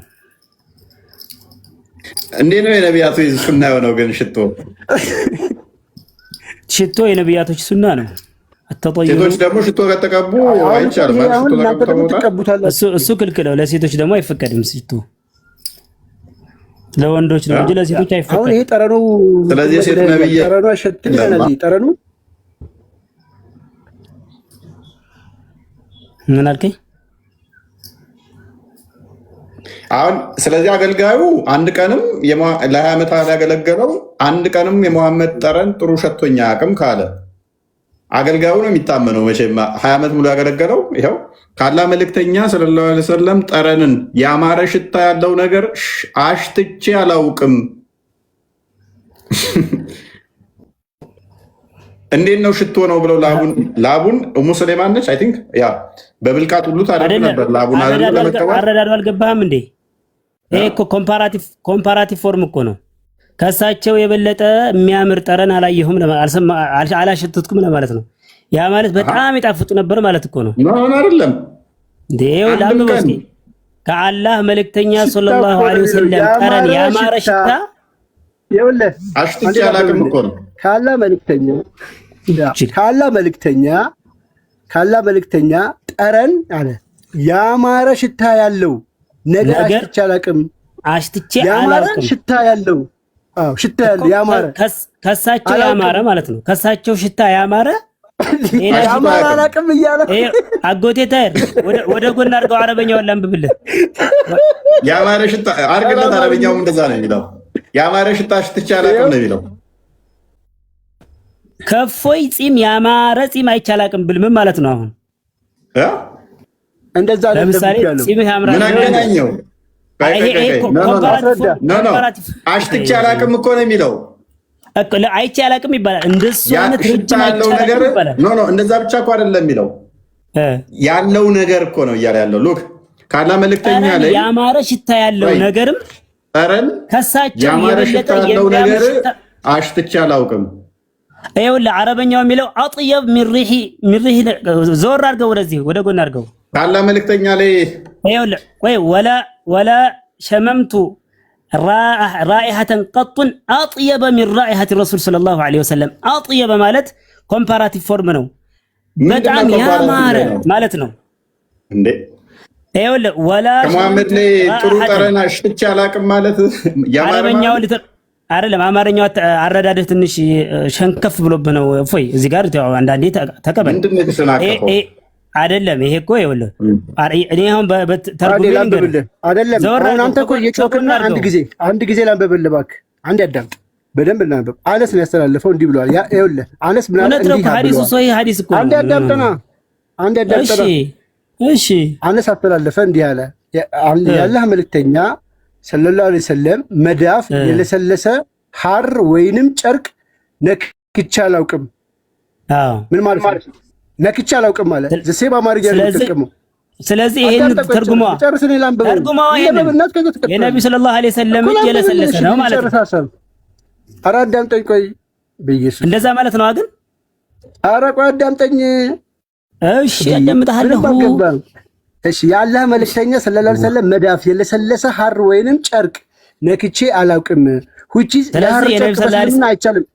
ኧረ በኢየሱስ ስም የሐር ጨርቅ በእስልምና አይቻልም አይቻልም። ካላወቅ ከፍቼ እዚህ ላይ ላሳየህ። ስለዚህ እሱ ነው እየተናገረ ያለው። አንተ ግን የራስህን አይምሮ ውስጥ የራስህን እንትን እየሰራ መዳፋቸው ይለሰልሳል ትለኛለህ። ስለ መዳፉ አይደለም እያወራ ያለ ነው። በሳቸው እጅ ላይ አንተ ያዳምጣ። በሱ እጅ ላይ የሐር ጨርቅ አይቻልም ሲል አንተ አይ እጁ ለስላሳ ነው እያለ ነው ትለኛለህ። የራስህን ኢንተርፕሬቴሽን ይሰጣል። አሁንም ተረጋጋና አዳምጠኝ። ተረጋጋ። አንተ ስትጀምር አማርኛ አይደለ እንደምታነበው አንተ ምን ሆነህ ነው? አማርኛ አይደለ እንደምታነበው? አሁን ስለ ሐር ነው የሚያስተላልፈው ሐዲሱ። የለሰለሰ የሐር ሰለላሁ ዐለይሂ ወሰለም መዳፍ የለሰለሰ ሐር ወይም ጨርቅ ነክቼ አላውቅም ማለት የነብዩ ሰለላሁ ዐለይሂ ወሰለም እጅ ከሐርና ከጨርቅ ልብስ የለሰለሰ ነው፣ ለስላሳ ነበር እጃቸው የሚለው መልእክት ለማስተላለፍ ነው። ከዛም ቀጥሎ ምን ይላል? አቧንታ አዳምጥ። አማርኛ አይደል እንዴ? ከዛም ቀጥሎ ከአላህ መልእክተኛ ሰለላሁ ዐለይሂ ወሰለም ጠረን ያማረ ሽታ ያለው ነገርም አሽትቼ አላውቅም አለ። ማንኛውም ምን ማለት ነው? ምን ማለት ነው? ሽቶ ብታመጣ ምንም አይነት ሚስክ ብታመጣ የነብዩ ሰለላሁ ዐለይሂ ወሰለም ሽታ ከዛ ሚስክ ይበልጣል የሚል መልእክት ነው ያለው ሐዲሱ። አንተ ደግሞ አዳምጣው። ከአላህ መልእክተኛ ሰለላሁ ዐለይሂ ወሰለም ጠረን ሲል ከማን ነው ጠረኑ የሚወጣው? ጠረን ከማን ነው ጠረን የተባለው? ከየት የሚወጣ ጠረን ነው? ከአላህ መልእክተኛ ሰለላሁ ዐለይሂ ወሰለም ጠረን ማለት እዚህ ጋር ሽታ የሚለውን ነገር በቃ ፖዝ አድርጋ አንድ መልስ መለስክ። ከመሐመድ የሚወጣው ጠረን ያማረ ሽታ ያለው ነገር ከመሐመድ ውስጥ የሚወጣ ነገር የሚወጣው ነገር ከመሐመድ ነገርም ነው የሚለው ይሄው ነገርም ነው። እና ታዲያ ነገርም ማለት ምንድን ነው? እና ምን መኖሯ ምን ለውጥ አመጣ? አይደለም ይኸውልህ ያለው ነገርም አንዴ ልጨርስልህ። ተረጋጋ አንዴ። በመጮህ አይደለም። ከአላህ መልእክተኛ ከሚወጣው ጠረን ያማረ ሽታ ያለው ነገር ከመሐመድ ውስጥ አውት የሚወጣ ከሱ የሚወጣ ያማረ ሽታ ያለው ነገር አሽትቼ አላውቅም። አንተ ይሄን ገለበጥከውና ከሱ በላይ ጥሩ የለም ትለናል። ይኸውልህ ከሱ የሚወጣው ነገር እሺ፣ ለምሳሌ ሽንቱ አሩ ከመሐመድ ወይ ልንገርህ ቃል ስጋ ሆነ አሩ ከመሐመድ ነው። እኔም ልጠይቅህ።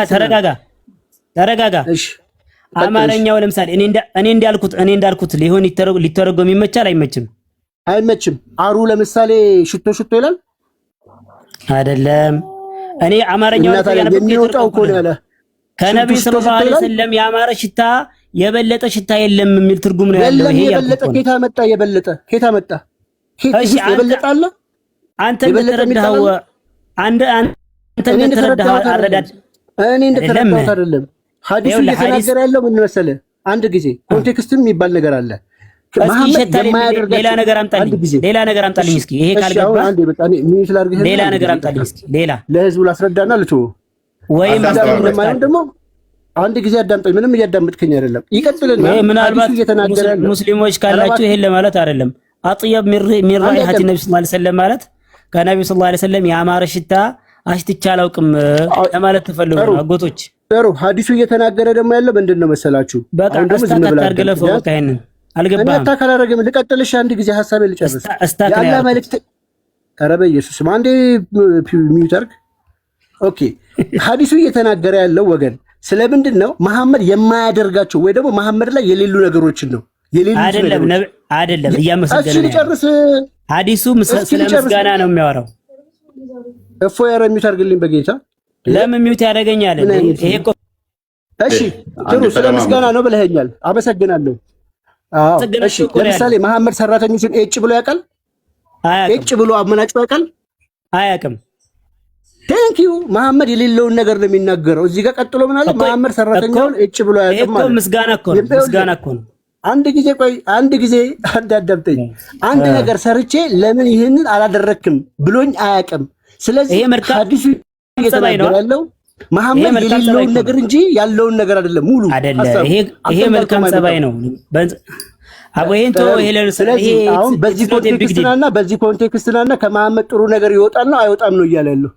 የነብዩ ሰለላሁ ዐለይሂ ወሰለም ጠረን ከሁሉም ጠረን የበለጠ መሆኑን ነው የሚያሳየው። ይሄ ምንም ቀላል ነገር ነው። ነገር ነው እየተናገረ ያለው። አንድ ጊዜ እሺ፣ አሁን አንተ ቢደርግ አንድ ደቂቃ ማን ያለው እንደዚህ ፋይናላይዝ ላድርገው። በቃ አንዴ ፋይናላይዝ ላድርገው። አንተ ደግሞ ሚውት አድርግ።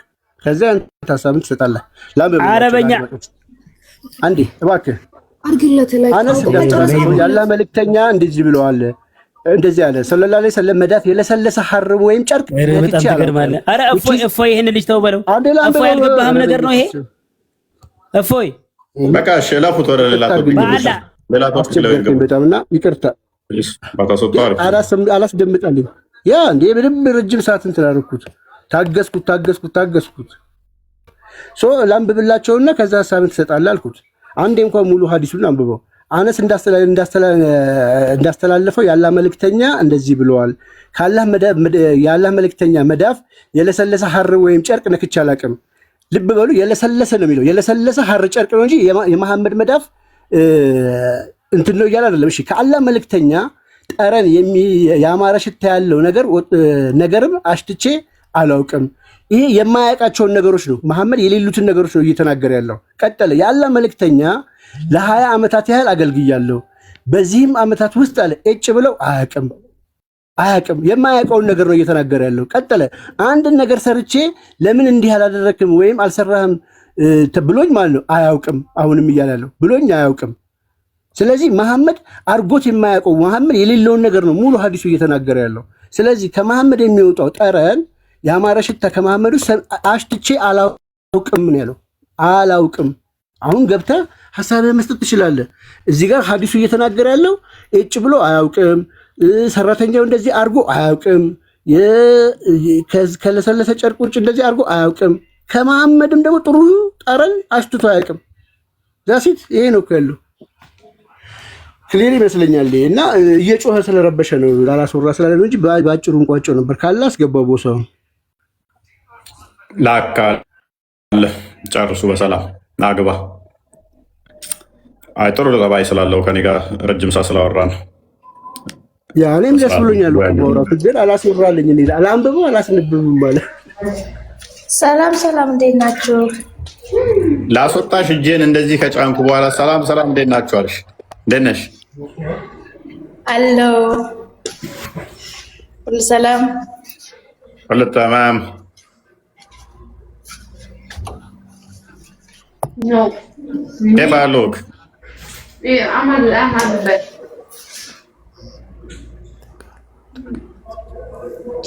ما أدري شو كاشوكت مال سما مسلوش شنو؟ ما أدري شو كاشوكت مال سما مسلوش شنو؟ أراني يتجوزكنو يتشكوشو كادلهم بتشيني وين نم تقولي بدي ساعة؟ ወደ ክላሴ ከስራ ቆይታ እና ምን ልትሆኚ ገባሽ አሁን? ኧረ እኔ አልገባሁም። እናንተ ስባችሁኝ እኮ ነው የገባሁት። እፎይ ይቅርታ። ጭራሽ አሁን ሳታስነቂ ቀስ ብለሽ ወረጂ። ኧረ ወይኔ በላቸው። ኧረ ይቅርታ እናቴ፣ ምንም እንዳትናገረኝ። በመስኮት ዘለሽ መውጣት ትችያለሽ። ኦኬ ብትሰበሪ ግን ኃላፊነቱን አልወስድም።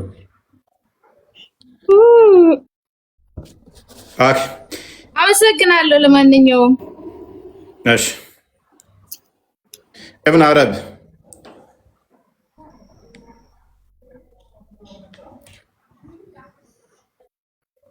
ዮስቲና ቁርአን ከሪም ቁርአን ከሪም ምንድን ነው እሱ? ምንድን ነው ያጣላችሁ? መሐመድ ጥሩ ሽታ አለው ብለህ የምታምነው እንዴ? አጥየ የሚራያት ነብስ አረበኛ ትንሽ ትሞክራለህ ወይ? ትርጓሜው እንደዛ ነው የሚለው አይደል? ግን አይደለም ትርጓሜ ይሄ ኮምፓራቲቭ ፎርም ነው። የነብዩ ሰለላሁ ዐለይሂ ወሰለም ጠረንና የሌሎችን ጠረን መልካም። እሺ የእኛውን አዲስ እንዴት ታዋለ? ሱናን አቢ ዳውድ 43 ቆይ እኮ ትንሽ ቀላል ነገር ነበር። ያ አንዴ ኢብኑ አረብ አንዴ ሱናን አቢ ዳውድ 40:33 አንዴ ክፈተው።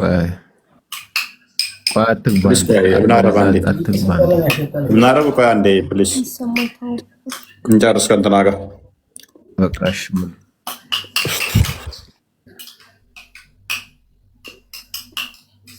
ቃል አለ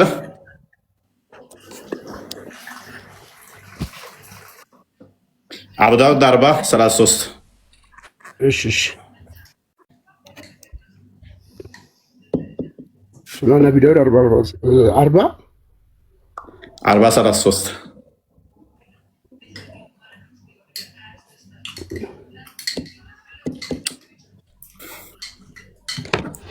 ሙቃት ያስረ እየደከመኝ ነው።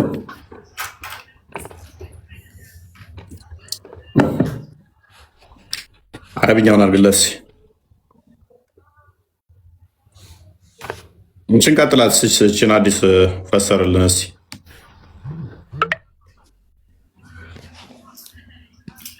አቤት እችን አዲስ ፈሰራት እስኪ።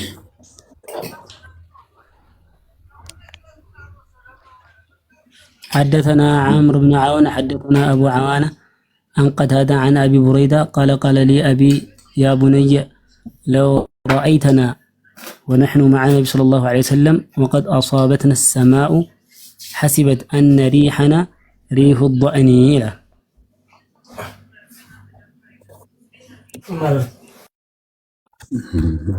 ترجمة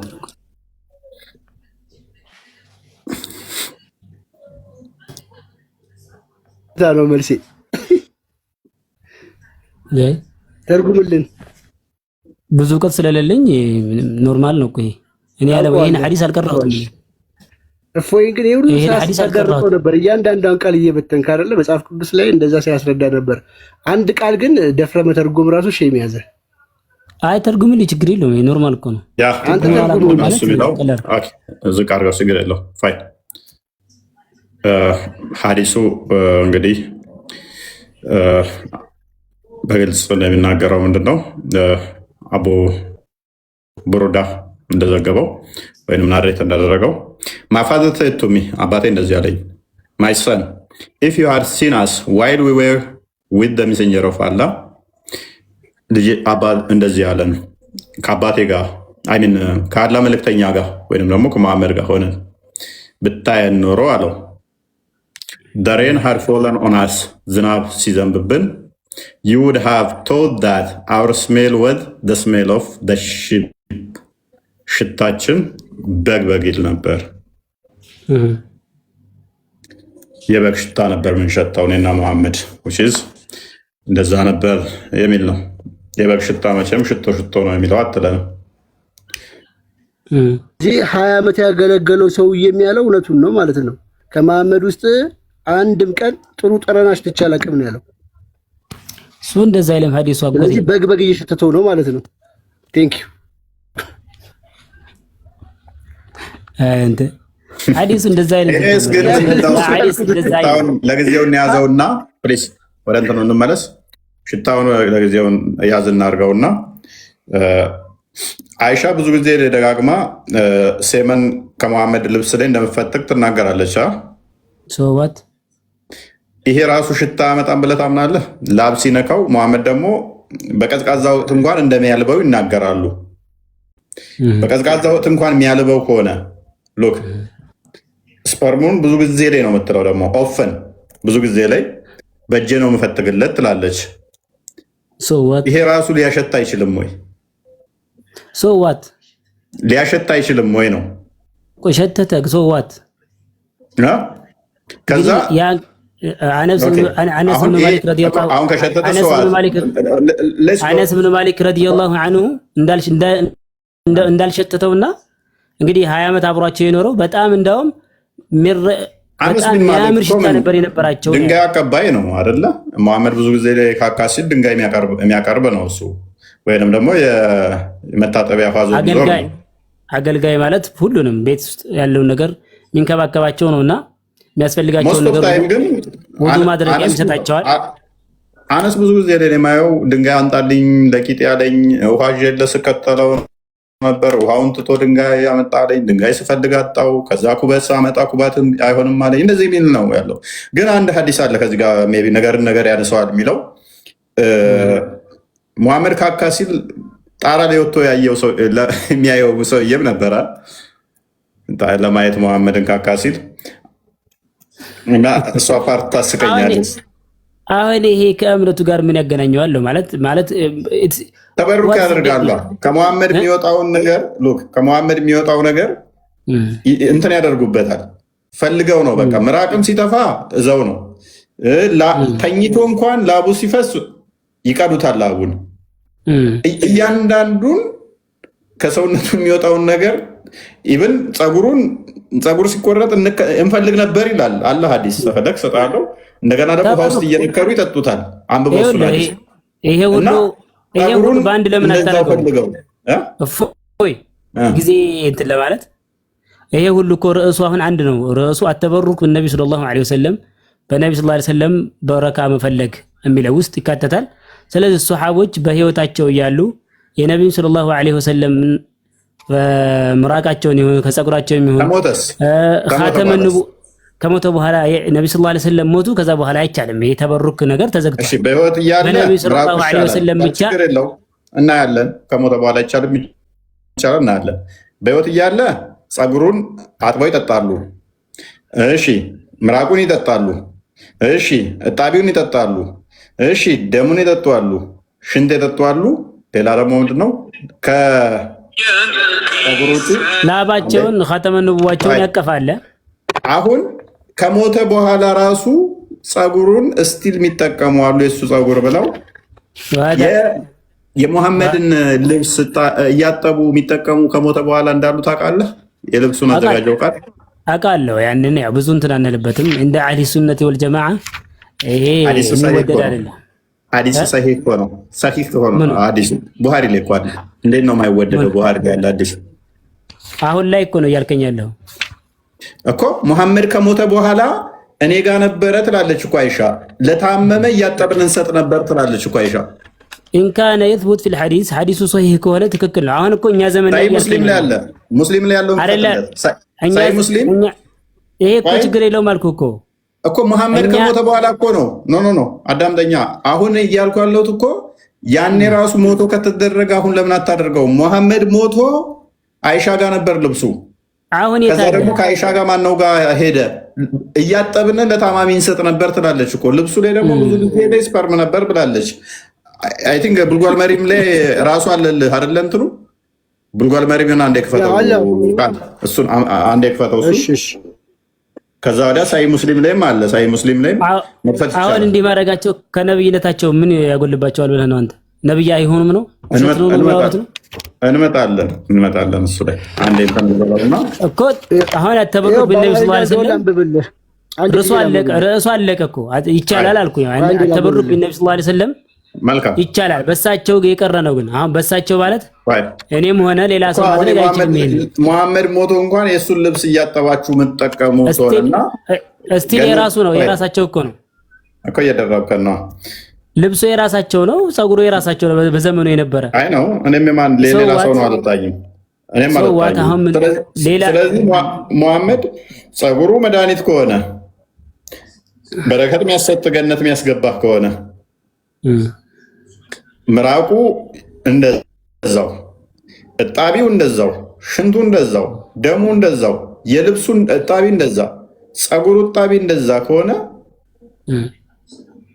ሙሐመድ ይሄ ሁሉ ከሆነ ይሄ ሁሉ የሚያደርግላችሁ መድኃኒታችሁ ከሆነ ስለዚህ ጥገኛ የሆናችሁት ሙሐመድ ላይ ነው ማለት ነው። ነቢያቶች እንደዛ አድርገዋል ማለት ነቢያቶች ልብሶቻቸው እየታጠቡ የሚጠጡ እንደዚህ ከነሱ ከሰውን አክታቸው ምናምን ሶሪ ጣቢያቸው ምናምን መድኃኒት ነው እየተባለ ነበር። ምክንያቱም ሙሐመድ ሱራ 46:9 ላይ ከነቢያት ቢጤ የሌለኝ አይደለሁም ብሏል። ከነቢያት ቢጤ ከሌለው ሁሉ ነቢያቶች እሱን የሚመስሉ ከሆነ ከነሱ ጋር አንድ ከሆነ ስለዚህ እንደዚህ ነበሩ ነቢያቶችም ላይሆኑ ይችላሉ። ላይሆኑ ይችላሉ እንደዚህ። መልካም። ስለዚህ ከሆኑ የምትቃወሙበት መንገድ የላችሁም ማለት ነው። ይሄ እኮ ብዙ ርዕስ አለ ማለት ርዕሱ ተዘጋልኩ። ተበሩክ በነብዩ ሰለላሁ ይቻላል። አበቃ። አሁን ሌላ ማለት ነው። ትልቅ ርዕስ እንዴት እንደሚሆን ታውቃለህ? ዩቲዩቡን አሳየው፣ ቪዲዮ የሰራሁበት የእናንተ ኡስታዝ አደባባይ ላይ ወጥቶ እኛ ላይ እንዴት እንደተበተረከ ስለምናውቅ ነው። ማይሆን ቀደዳ ተቀደደና ለሱ ምን ላይ ሰጥቼበት ነው ላይቭ የገባሁት። ቪዲዮን ዩቲዩብ ላይ አዳምጠው። ኡስታዝ ተናገረው አለ ለሱ ምን ላይ ሰጥቼ ነው እኔ እንትን ላይ ይችላል ማለት ቡድላ ከመድረግ ላይቭን አይደለም የቪዲዮ ነው። ያቺን ቪዲዮ አዳምጣት። በኋላ ለዚህኛው ኡስታዝ የተሰጠች ምላሽ አለ። የተወው ቪዲዮን አትክፈተው። ሰው ለሱ ምላሽ የተሰጠ ነው። ከዛ አንጻር ነው የገባ ነው። እኛ ላይ ያነሳው አለ ለሱ ምላሽ ነው የተሰጠው። ለምንድን ነው እሱ የመሐመድን?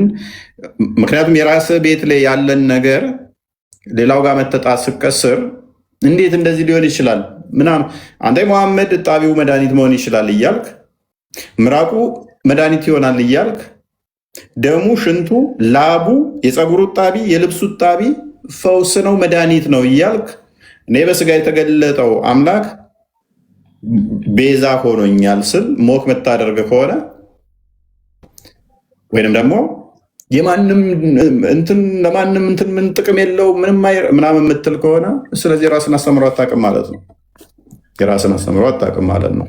ከዛ አንጻር ለኡስታዙ የተሰጠ ምላሽ ነው እንጂ እኔ አይደለም ደሙ እንደዚህ ጣቢው አይደለም ጨርቆ እንትን ያለውንም መብላት ያድነናል ካልክ ያንተ መፍት ነው። በሌላ ጉዳይ ነው የምንሟገተው። እሱ ገባ።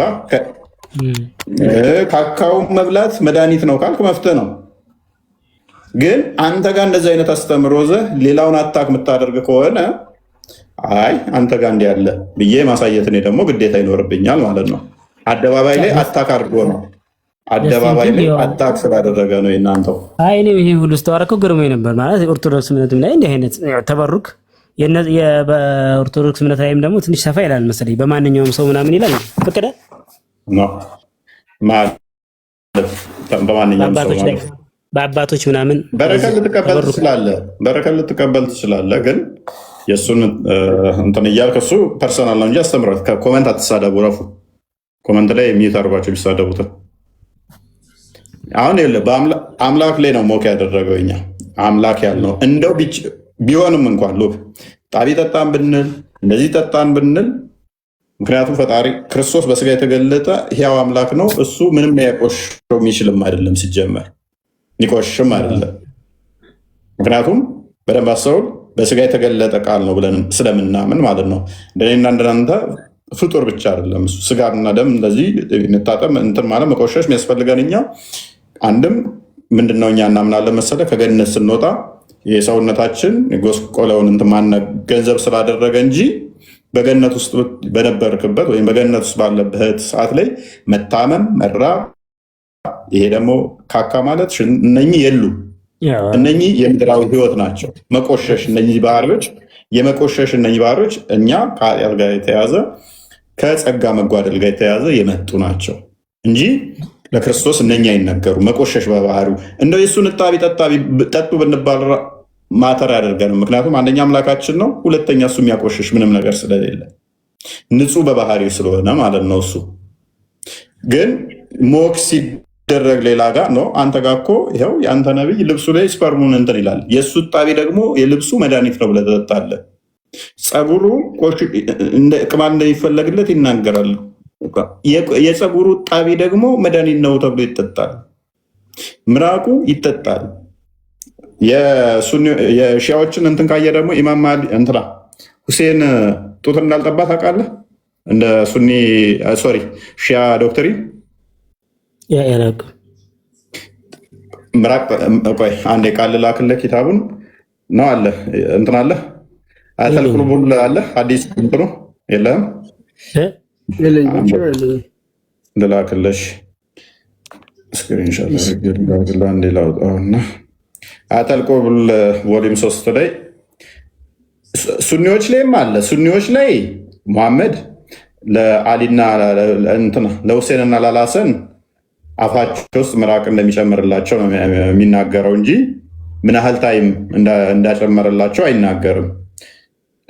ብልታቸውን እንደሚስም አፋቸውን ምራቃቸውን እንትን እንደሚል አለ። የሺዓዎች ግን በግልጽ ያስቀምጡታል። 2 ዓመት ሙሉ ምራቁን ያጠጣው ልክ የላለው ጋር 2 ዓመት ሙሉ ምራቁን ያጠጣው እና ምግብ በልቶ መጠጥም ከሌላ ጠብቶ አያውቅም። ስጋና ደሙ የተሰራው ኢማም ሁሴን ከሙሐመድ ምራቅ ነው ብለው ነው የሚያምኑት ሺዓዎቹ። እዚህ ሀገሮቹ ሳይሆኑ ሺዓዎቹ። የዚዎቹ እዚህ ሀገር ያሉ ሱኒዎቹ ሙሐመድ ምራቅ እንትን እንደሚለው ብዙ ቦታ ላይ አለ። እሱ ታማኝም ሶሒህ የሆነ ሐዲሶች አሉ ምራቅ እንትን እንዳለ። ግን ሲያስተባብሉ እዚህ ቲክቶክ ላይ ያሉት ምን ላይ ሲሰጡ የሰማሁት ምንድነው አይ ውሃ እየጠማቸው ነው እንደዛ የሚያደርገው የሚል አይነት ሌም የሆነ ምን ላይ ሲሰጡ አይቻለሁ። የረጅም ሰዓት ምራቁን ገቶታል አልጋተውም። እምነታቸው በሱኒዎች ላይ ዲቴል አላውቅም። ሺዓዎቹ ግን ምራቁን 2 ዓመት ያህል ነው ያጠጣው ብለው ያምናሉ። አንዴ ክፈትልኝ ያ እናንተ እንትበት ላይ ከዚህ ላንብብላችሁ። እሺ ቮሊዩም 3 ላይ ነው አያተል ቁቡል ፕሮፌት መሐመድ ሰለላሁ ዐለይሂ ወሰለም ምናምን የሚለው ቮሊዩም 3 ላይ ፔጅ 108 ላይ ኢማም ሁሴን ሃዝ ኖት ሳክልድ ፍሮም ኤኒ ውመን ኢማም ሁሴን ከማንም እናት አልጠባም። ሂዝ ብለድ ኤንድ ፍለሽ ዌር ሜድ የማን የሁሴን በደንብ አስተውሉ። ሂዝ ብለድ ኤንድ ፍለሽ ዌር ሜድ አፕ ባይ ዘ ስላይቫ ኦፍ ዘ ፕሮፌት ስጋና ደሙ በሙሐመድ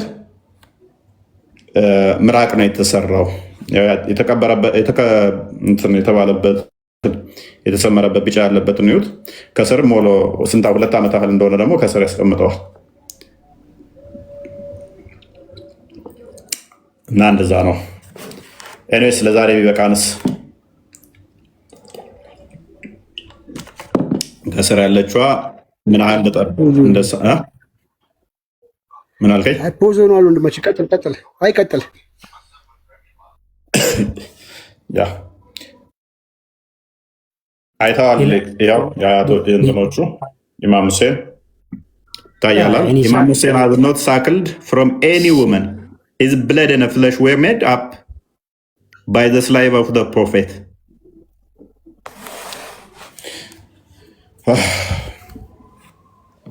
እና ቪዲዮውን ዩቲዩብ ላይ ኡስታዝ ከድር ታዋቂ ነው እንግዲህ። ኡስታዝ ከድር ለሱ ምላሽ የተሰጠ ነው የቶፒክ እና በአሪፍ ሁኔታ መልሰንበታል ብለን እናምናለን። ኤኒዌይስ ለዛሬ ይበቃናል። እሱ ብቻ ሳይሆን እዚህ ቲክቶክ ላይ ህጻናቶቹም ይህን ቶፒክ ያነሱትና እምነታቸውን አያውቁም እንትን ጉሩር ያሉ ይለፈልፋሉ፣ ይቀባጥራሉ። ግን ያው በደንብ አይተነዋል ዛሬ የመሐመድ ምን ሽንቱ ሳይቀር ምንም የሚጣል ነገር የለውም። ሁሉ ነገሩ ለድህነት ያገለግላል፣ ለዛውም ከገሃነም እሳት ያድናል። እኔ ግን የማይገባኝ አሁን ላቡ እንደ ሽቶ ከተቀቡት፣ ምራቁ ከጠጡት፣ ሽንቱን ከጠጡ፣ ደሙን ከጠጡ መቃብር ውስጥ አሁን ያልበዋል አልበውም። ያው ሰላምታ እየመለሰ ለሁሉም ሰላምታ በመለሰ ቁጥር ያልበዋል አልበውም። አሁን መቃብር ውስጥ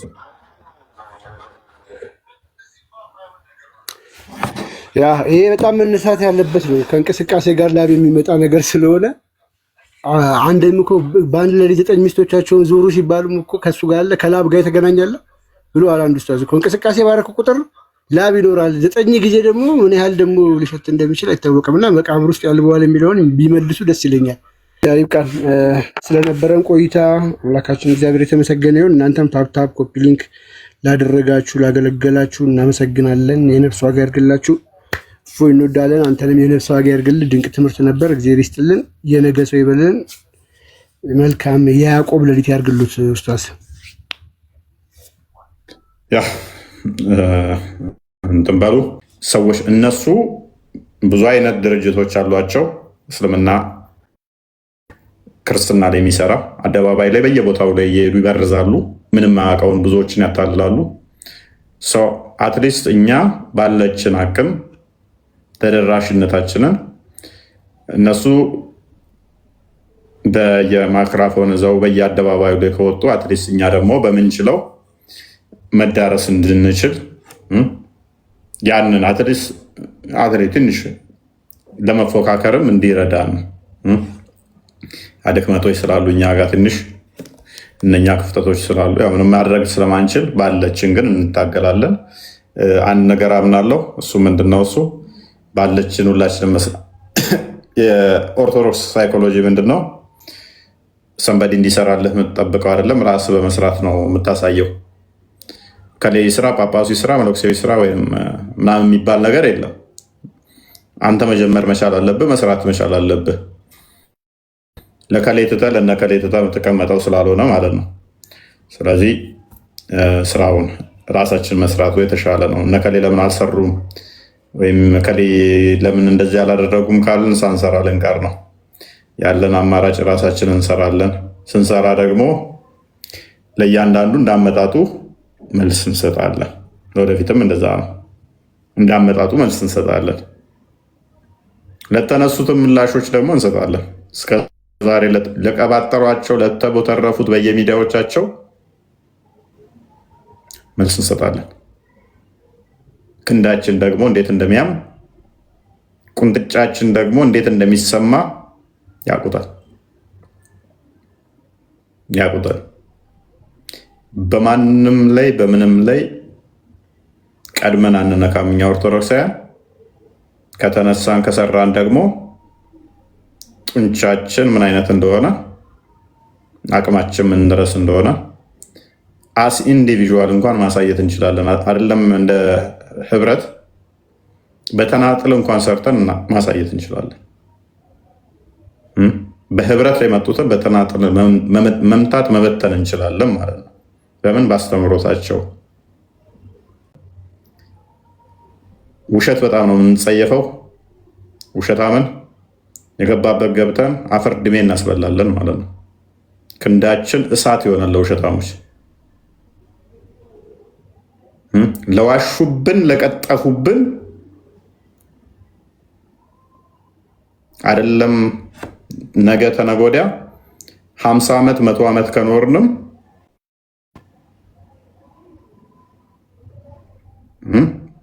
ማይቀጡ ቅጣት እንቀጣቸዋለን። እኔ እንደዛ ነኝ። ማንም ላይ ቀድመን አንደርስም። ከነኩን፣ ከቀጠፉብን፣ ከዋሹብን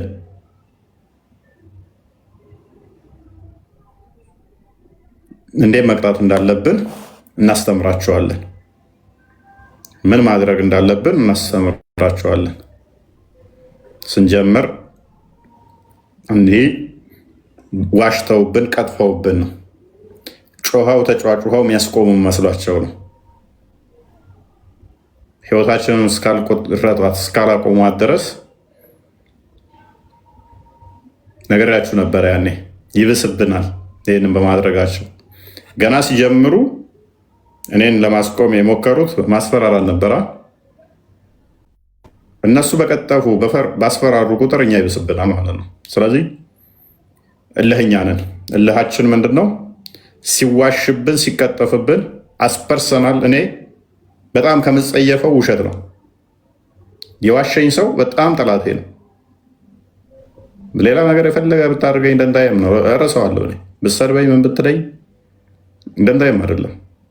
ከዋሸህብኝ ግን 50 ዓመት የምታገሳለኝ 50 ዓመትም ቢሆን ግን አስተፋለሁ፣ ውሸትህን አስተፋችኋለሁ ማለት ነው። አስፈራርተኝ ዋሽተኝ የትም አታመልጥም ማለት ነው። ይሄንን ለምትሰሙት ሁሉ ለሁላችሁም ነው እና ሁላችሁም ደግሞ ስሩ እንደዛ። ቴንኪው ባይ